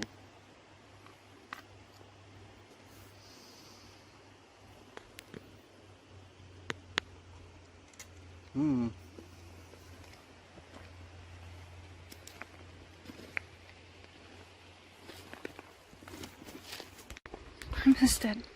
What'd you get? Chub. It's purple. Up. Boop. Up.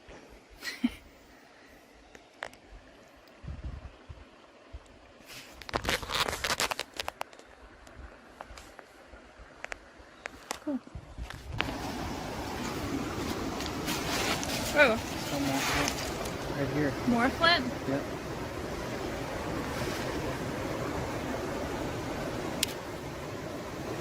Huh. I was going to say that, if there was just one or two pieces, that would be like glacial cobble, but since there's more, there's got to be an outcrop somewhere.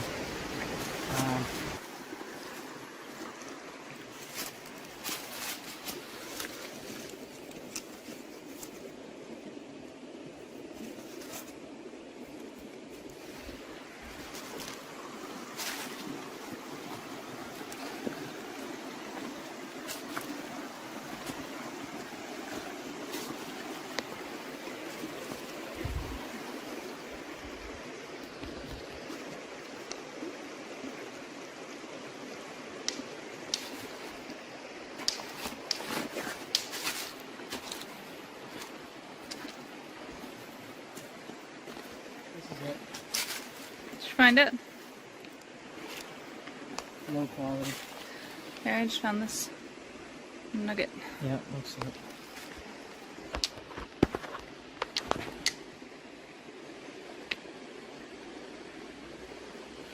So, looks like this.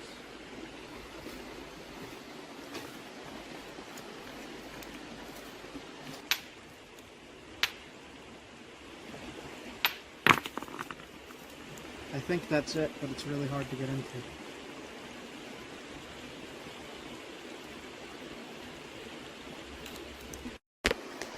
Did you get it? Yeah. And split it. Now if I hit like right here, It's a tough. Try this piece.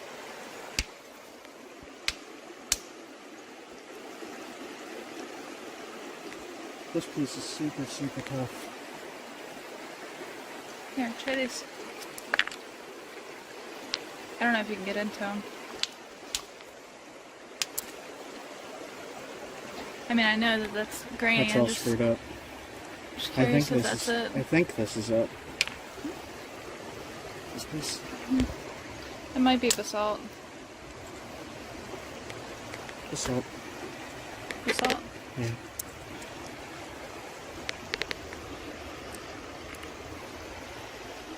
Ah.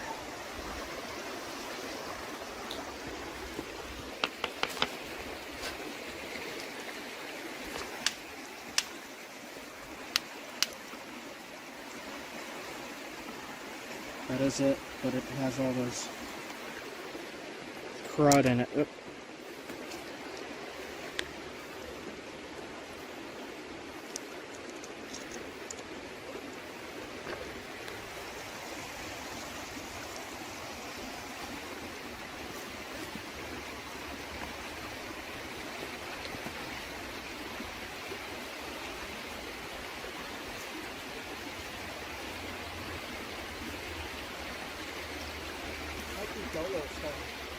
Dolo stone? Maybe.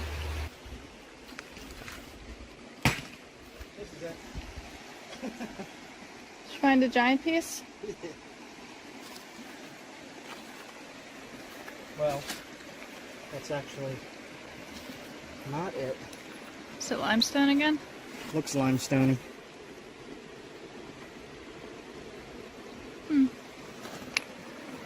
Hard to tell. Next to your foot. Yeah. I can see that's all cruddy though. Yeah, it's, I mean, it's not a good piece, but just to... Ooh, maybe it is. I'll take it.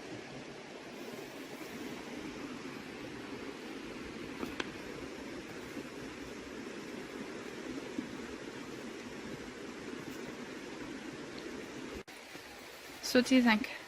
Definitely fun to. A little bit, but definitely fun to.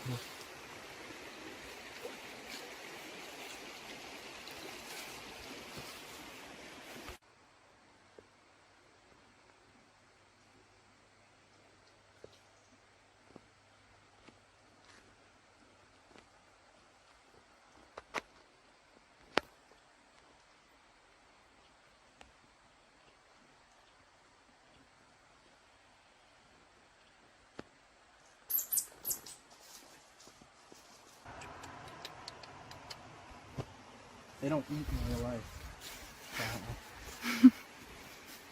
It's a trout. It's a trout. What the? We can't put that in, but that's my reaction.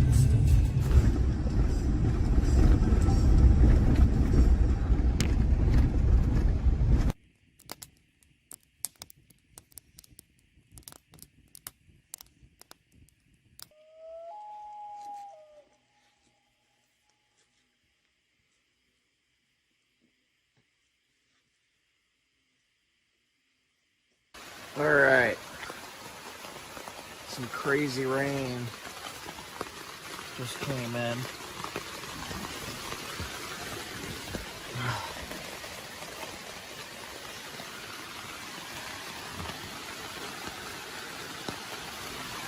Oh, man.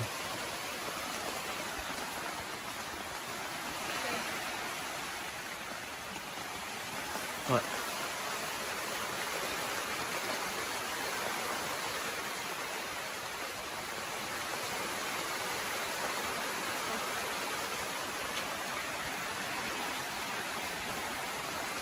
Yeah, I don't know how heavy this is going to be. I'm up in the mountains. I don't know what mountain storms are like, really.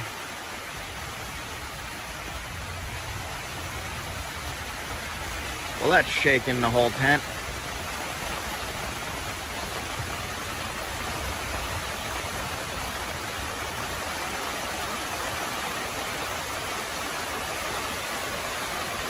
Man.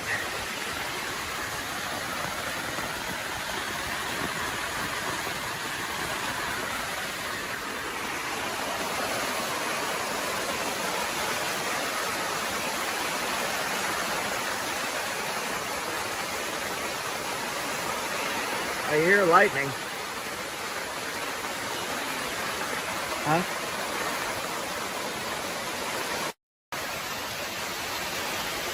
Wow. That's a lot of rain.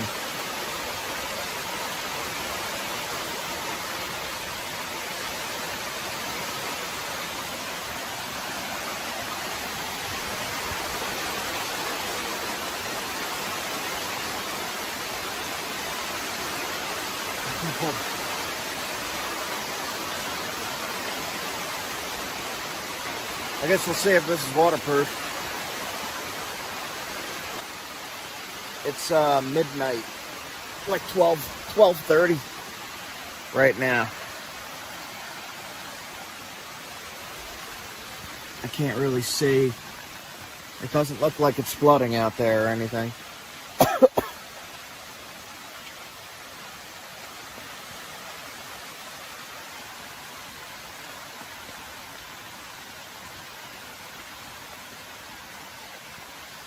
You just record all of this.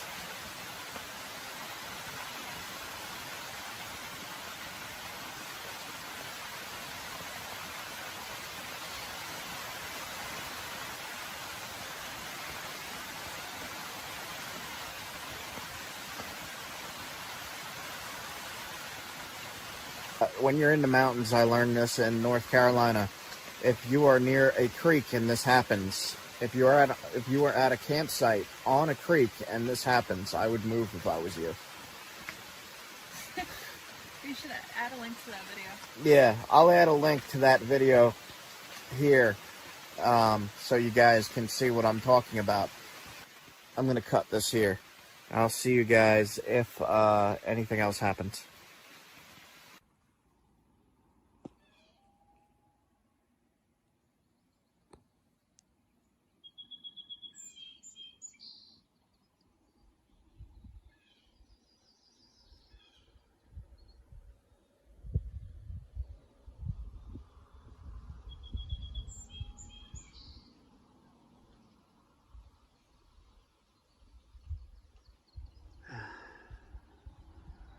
Caught a few bluegill. That's the loons in the background making that sound. It's like 6 in the morning. Cool. Wanted to get that on camera. Just walking around the edge of the campsite here and found a little piece of flint. Some kind of gray flint.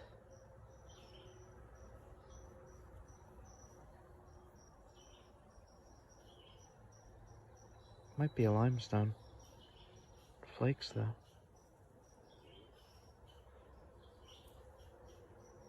That's a chip I took off.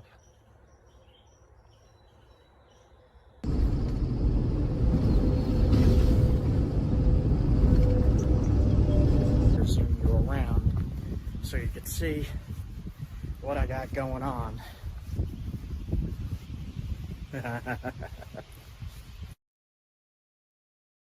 Morning, guys. I'm along a creek here looking for flint. There's piles of rock everywhere. See something right there. That vein of rock going through the white, the black. I'll point at it.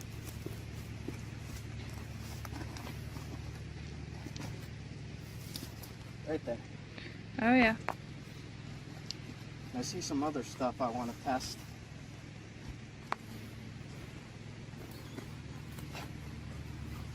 I have no idea. Let's try it. Nope. It would work, but it's very, very low quality.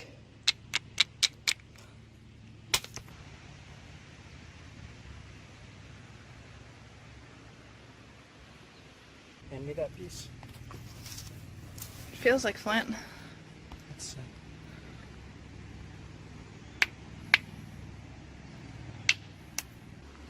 So this is also a good piece. It's very tough flint, which is good for what I use it for.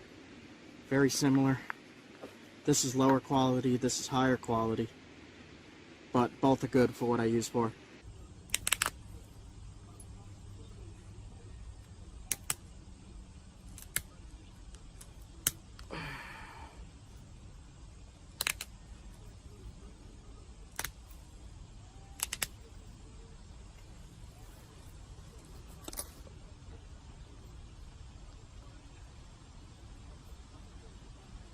Samples from this creek here. So I got 2, it's enough for me, and I'm gonna head out. So the rounder ones are a little bit harder to get into because it's a tougher flint, but it's higher quality. Almost glossy. So this is the cobble. I just knocked the flake off for you.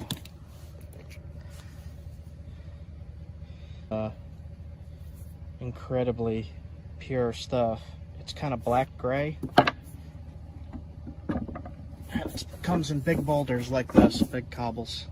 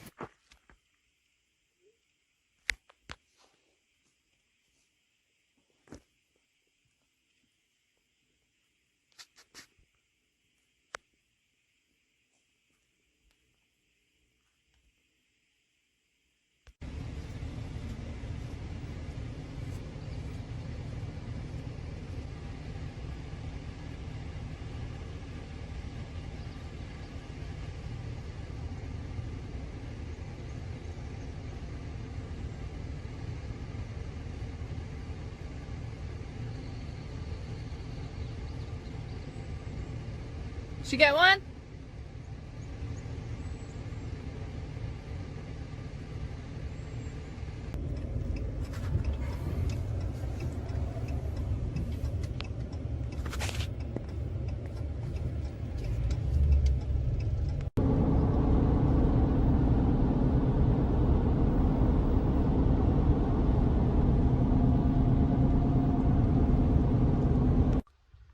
It's a tiny bit windy.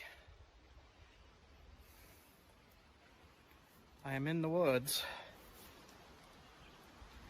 Wild, wild forest.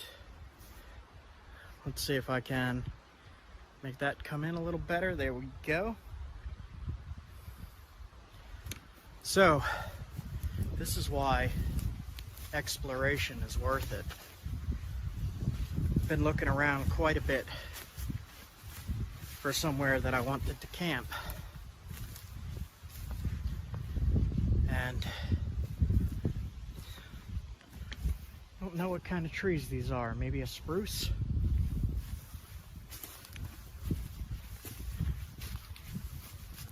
It's not eastern white pines. It's got to be a spruce of some kind. I'll have Leah ID that for me, but this ground here is all soft. Super soft as I'm stepping on it. And man, that was a pretty long drive. So we got here and we looked around quite a bit and we did set up camp. I'm walking to it now. This is a pretty big area to explore here. I'm pretty excited. I have an inflatable boat. Inflatable boat. I gotta get a kayak. I just haven't been able to yet. But this water here, this all has moose on it. Apparently, I already heard some loons, and I saw one. Dove under the water or something.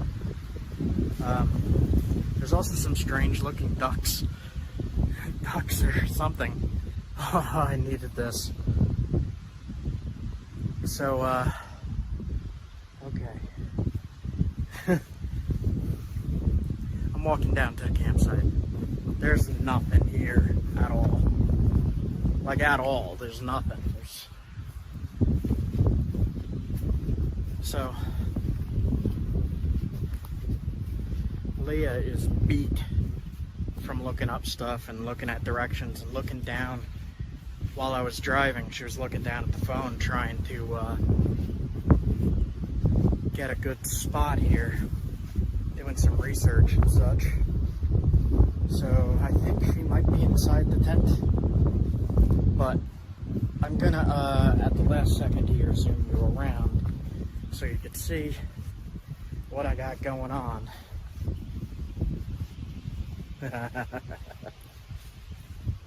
Alright, so I'll do this slowly. Let me make sure that, there we go. Alright, so there's the tent. Alright. Oh, look at that. Okay, so I got a good sight. I'm going to stay here for many, many days. We hung up our wet clothes from the rain. We got our solar panel set up here. This solar panel is amazing. It's just like a fold-up suitcase. It folds up. I'll show you in a little bit on that. And this thing will charge anything we have. Man. So, okay. Tent. Leah's in the tent. Stuff. Camp stuff. And tackle box. Fire pit. Nature. Look at this. I got my pole set up. Look at this. There's freaking nothing here.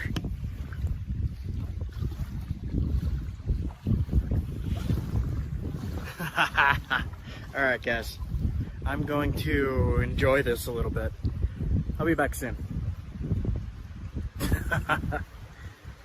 Upstate is awesome. Adirondacks are awesome. So I'm going to go swimming in that. If it's not too cold. It might be too cold, I don't know. Alright, be back. Look at that shit. While I'm fishing here, like I'm literally in the mountain. Like, there's bears. So you should have bear protection. Or wild animal protection. And I don't know why people on alone don't have something like this. That's the first thing you should make. Some kind of spear, not just for hunting, but for protection. Spear is the oldest weapon known to man, besides just a rock that you throw. But everyone, you know, I always expected people on like the show Alone or Naked and Afraid to make a spear when they get into these situations. And I've only seen maybe 3 people do it. So, yeah, if you're going on Alone, you're going on Naked and Afraid, make a spear. Use a stone tip. If you want to learn how to make these, they're in my other videos.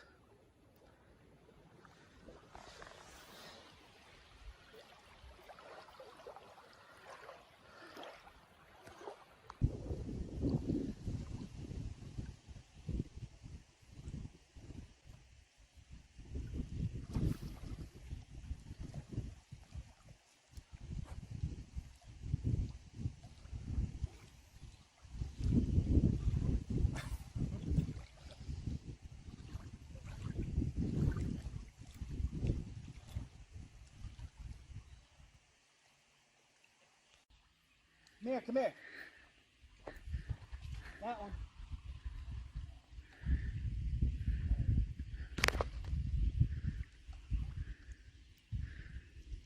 That one. What is it? Looks like either... No, it's a red-eared shellcracker thingy.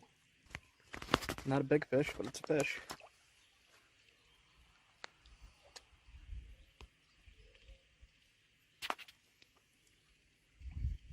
It's pretty. See if I can get this hook out of him. Let's see if I could do it like this without getting jabbed. Aww.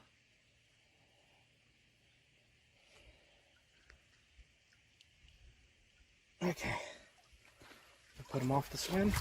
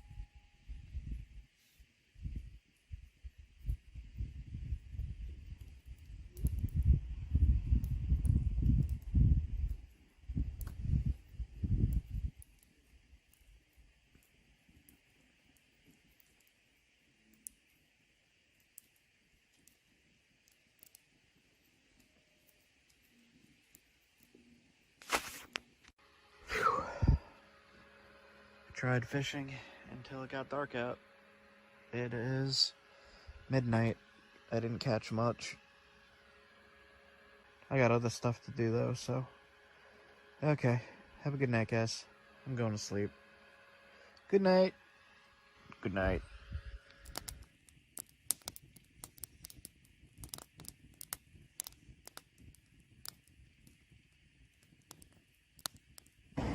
So, I'm just taking a little walk because I'm in the middle of a full-blown panic attack. My pulse is probably like 120 right now. Just feeling like I can't breathe. So this keeps happening to me. This is part of the problem I'm having with the thyroid issues that I've talked about in my other videos for a few years now. And one of the reasons I haven't uploaded is because I keep having to deal with stuff like this. And I went to a pain management specialist, and he said that it's costochondritis and fibromyalgia, which I completely disagree with. I don't think it's that at all. It's probably the costochondritis because it hurts to touch sometimes, but it feels like it's connected to my neck. It's hurting my chest. So the reason I'm having a panic attack is because when I get this pain, it feels like what I would imagine a heart attack feels like. And again, I've been getting this for years now. Go to the hospital, I get EKGs, I get cardiologist checkups, and everything you could think of, and they're like, oh no, nothing's up. They're like, your thyroid's a little wonky. I'm like, no shit. So, I just have to stop every now and then. I guess the camera is, okay, yeah, the camera's there. So I just have to stop every now and then and try to tell myself that the pain is not anything dangerous. It's just pain. It's scary pain, but it's not dangerous. So, I'm gonna keep doing this and just try to chill for a few minutes, but yeah, this thyroid stuff is no fun. It puts me out of commission for a while every now and then. So, if some of you are wondering why I don't upload so often, that's why. I'm in and out of doctor's offices and specialists and all that, but when I can do these big trips like this, record as much as I can, and really helps. These trips really help my spirits. So just wanted to let you guys know about that. I know some people have been asking for some kind of health update, so I guess I'll throw this in. This is me in a panic attack. I used to actually faint from this. I faint like that, just out. But that was also the thyroid. Before I had my thyroid out, it was producing too much suddenly, and I would pass out. But now I just get these stupid-ass panic attacks that really scare me. But I'm dealing with a lot of pain. I have muscle relaxers, but I don't want to take muscle relaxers driving around. So I took 2 Tylenol, and I'm just gonna hang out and drive until it passes, I guess. And anyway, that's health update in Burlington, Vermont. All right, back to the road. Silver trout. Check this thing out. It's upstairs here. Let's see what this is all about. Looks like it might be a small fly shop up there. Yeah.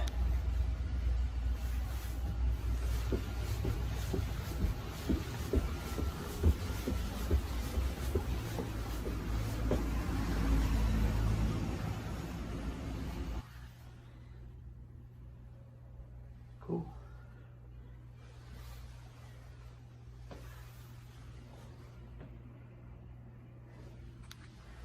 It says go to Unit 1. Around the corner, open door.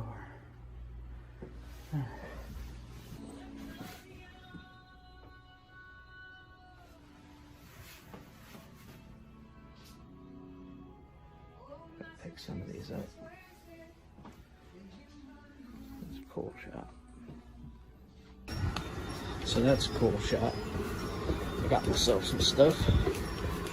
80 bucks worth of flies. $85 later. 85. And I got an old scratched up thing. But hold on. Oh, look inside. That look amazing. I would eat these. If I was underwater and I saw this above me or below me coming at me, I would eat these.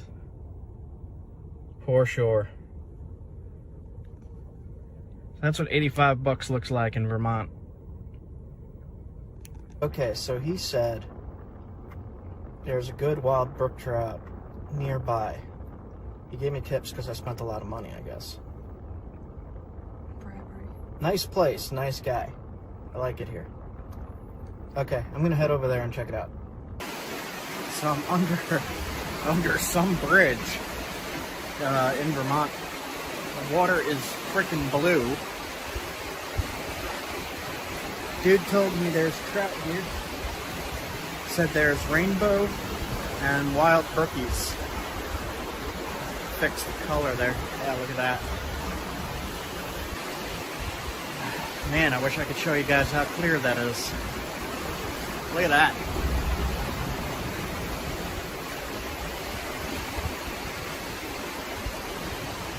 Maybe I'll just sit here all day. It's pretty amazing.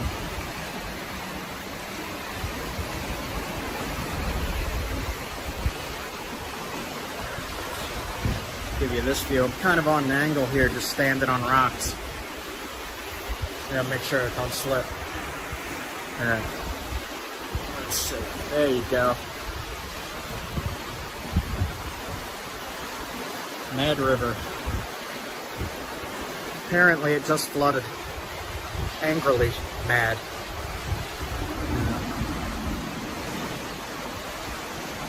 Alright, gonna try some fly fishing.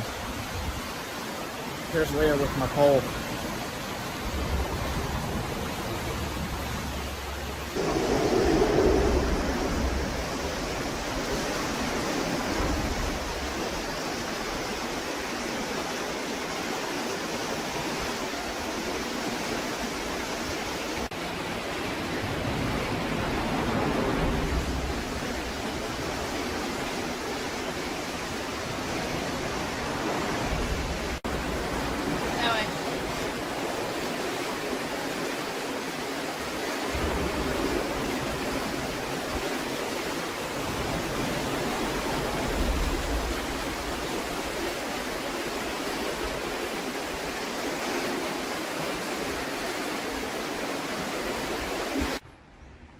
So I'm not leaving Vermont until I catch a trout. Like, I'm not leaving until I catch a trout. I'm not leaving until I catch a trout.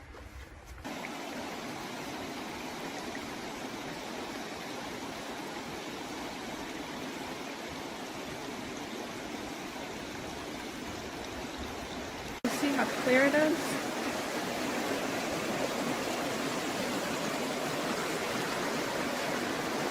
Jeez.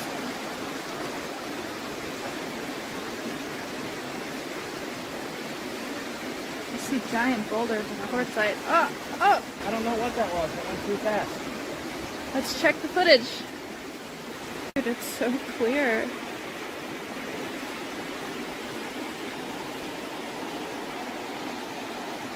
Wow.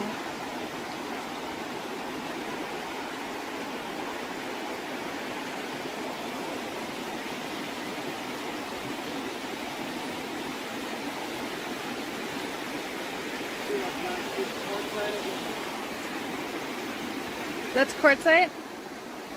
Oh, that's big. That's mostly what I see is like quartzite and then stone that's not so great for napping.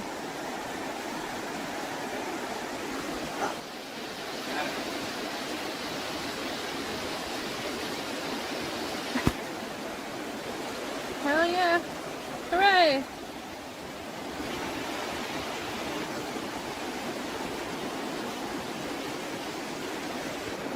Is it a brook trout? Yeah, Oh, look at I these believe spots. so. Are you happy? Yes. You got the trout, finally. Yes.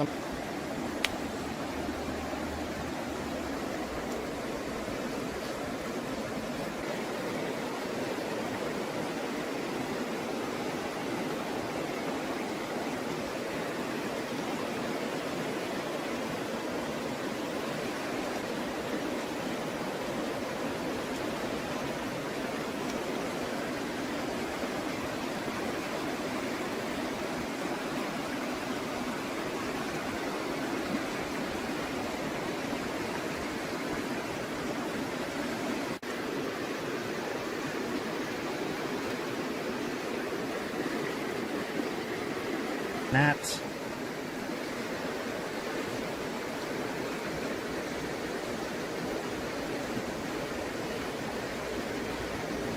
Yep, Gnats in the stomach. bunch of gnats. Okay.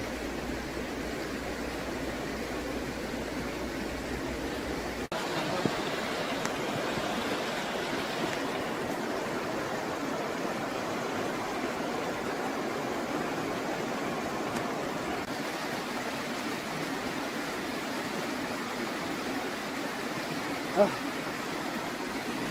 About time. Gonna eat them.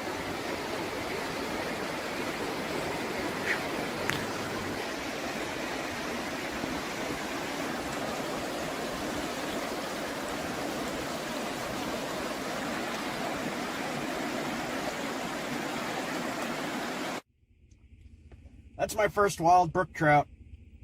I've caught stocked fish before. That was totally different. That was awesome. I caught 3 of them. Well, I hooked 3 of them. 2 of them flopped right off because I don't know what I'm doing. But I've caught rainbows before, and I've caught brown trout before, but I believe they were all stocked. But that's my first wild. I'm going to say that's my first wild mountain trout. Hell yeah. High five. Awesome! Awesome. He's tiny, though. Hey, whatever. Alright, back to camp. So now I just want to catch one on the fly or on the spinner, because I always catch stuff on live bait, and I really need to learn how to catch it without live bait. That worked, and I said I wasn't going home until I caught one. I caught one, but I'm going to stay longer because I can and because I want to. But that's pretty much every goal of this trip that I set for myself completed. Good. Happy 40th birthday. Yep. Don't tell them that. Don't tell them I'm 40. Turned Happy- 40 on July 19th. Happy birthday. Happy birthday. Thank you.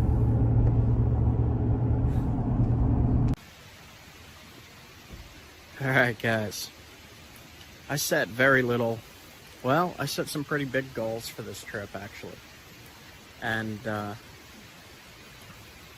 every single one I managed. Even though it's a tiny brook trout, I said I wanted a brook trout on this trip, and I got it. So I did it. I got a new source of flint, I got an amazing campsite, I got my fish.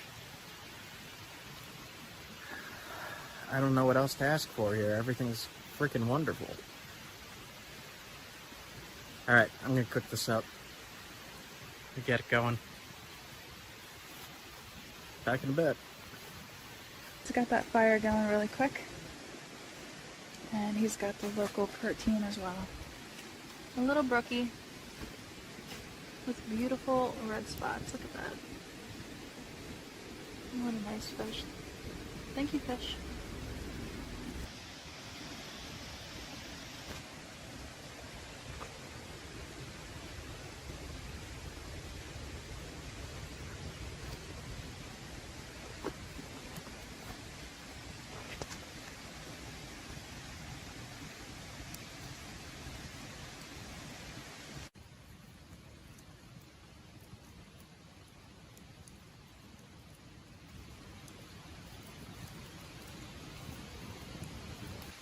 So he's actually tiny bit greasy still.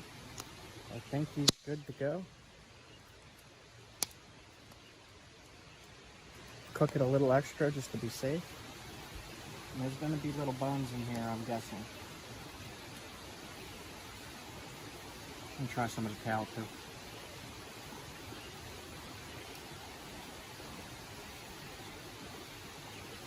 That is really, really, really, really good. Let me cook them a little more.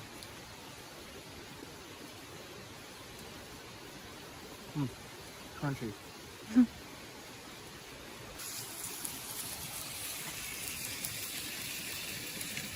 Let's see, did I cook them right? Oh, that broke. There we go. Looks like I cooked them perfectly. Nice. Yes, look at that. Excellent. Excellent meat. Oh, that looks good. This whole spine is out.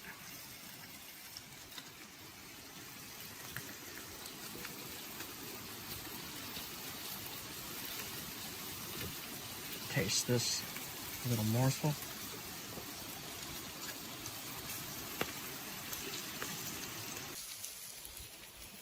Thank you for the meal, little brook trout. I'm gonna put it right in the fire. I'm not gonna eat the eyes like Woodbeard does. I'm just not right now at least. Okay. Little sacrifice. Thank you. Tastes good. I got my little project table from, I don't know, a week ago. And it's still holding up. Got my food on it, got my cheese on it, got my adobo on it. And eat a little brook trout. That is freaking delicious. Wow. I wish I caught a bigger one. Have you tried the skin? Not yet. Not yet? Not yet. I really wish I caught a bigger one. This is delicious. I guess we'll just have to go back tomorrow and catch Wow. like 10 more. That's a wild meal. That's tasty. Hopefully I got all the bones. Looks like yes. Little crunch. Calcium.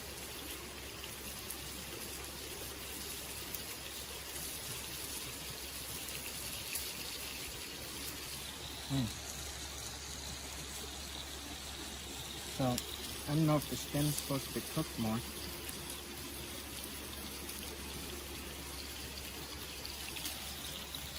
Still a little. So I'm even going to eat the guy's skin.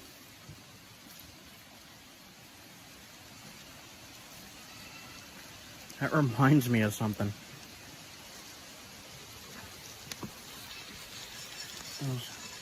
It reminds me of something.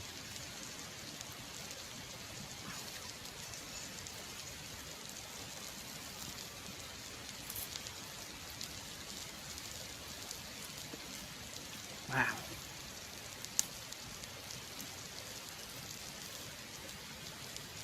I did not char it, but still. That is good. That is good.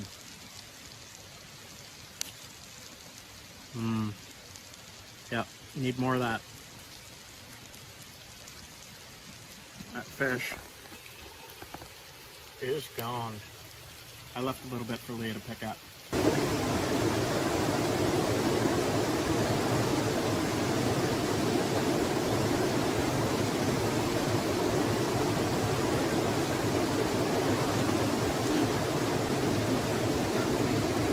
Mountain ice water.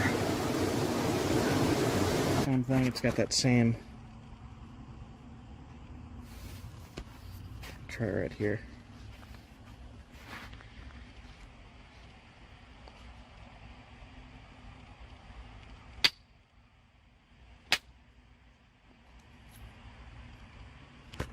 That's chart. Cool. Okay. What is it? I don't know. It wasn't even here 5 seconds and I found some kind of chert. Like we literally just got here. That's chert though. That's nappable. Yeah, we have to go back there tomorrow morning.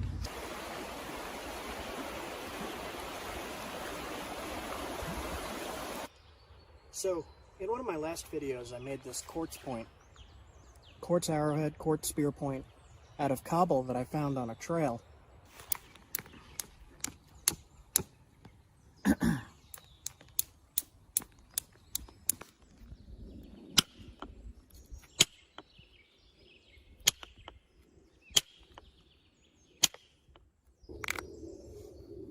I'm just about finished up with this.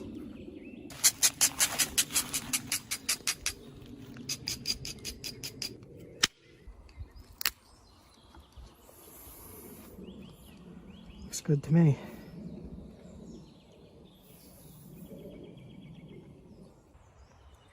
And I'm on another trail now, and there's just rocks everywhere.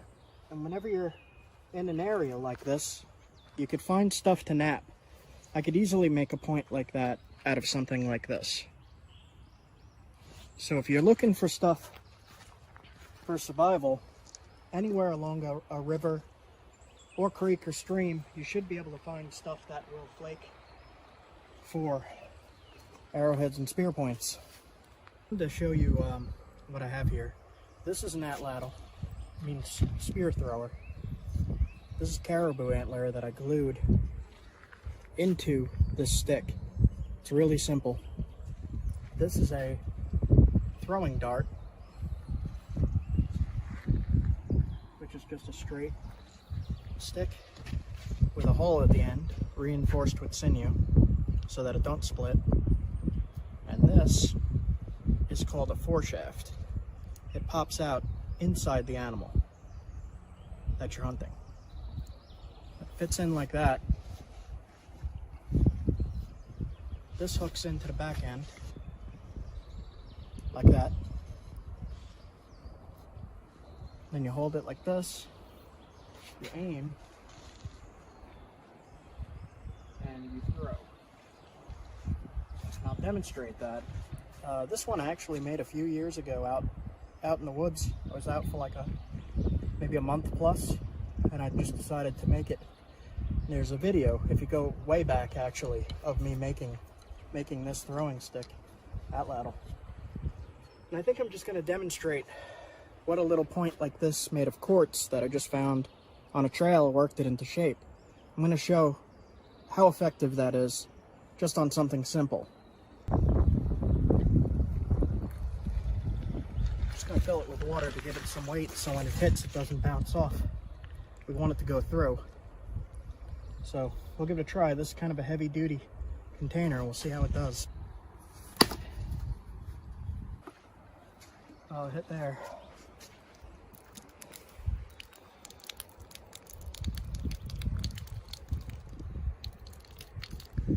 Alright, so point hit, no damage to the point, it's covered in sand. But it hit this hard plastic, this is thick. And it just tore right through it. Split it open.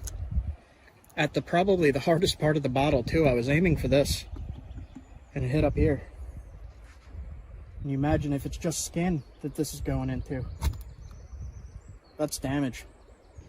Now if this was say about the size of a squirrel, right?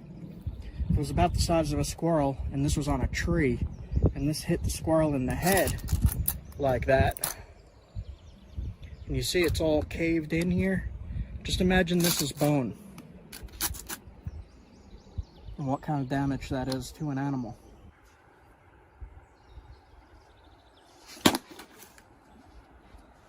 That one looked better.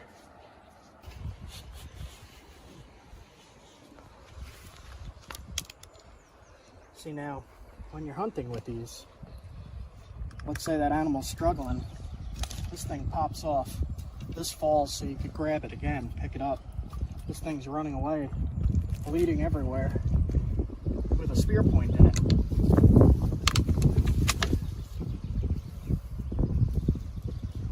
That did some pretty good damage. That's a big wound. I'm gonna do one more test with this. It's wet and weakened. Like I said, it might come loose, but we're gonna throw it into the tree here just to see if it does any damage to the point at all. Minor tip damage. It just took the sharp tip off. So I would just have to resharpen that, but it hit right there. Put a big gouge in there.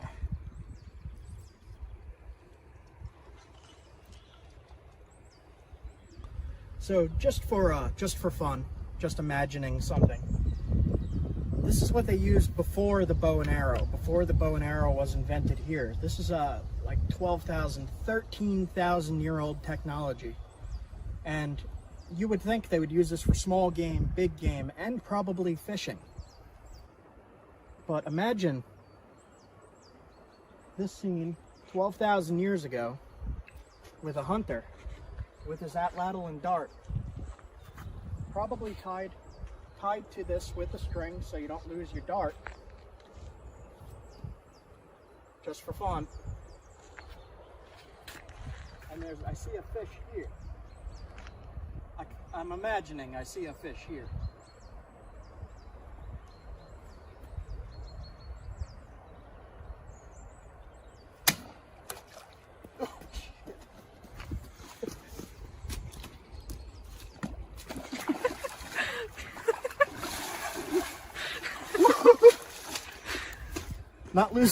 Not losing that.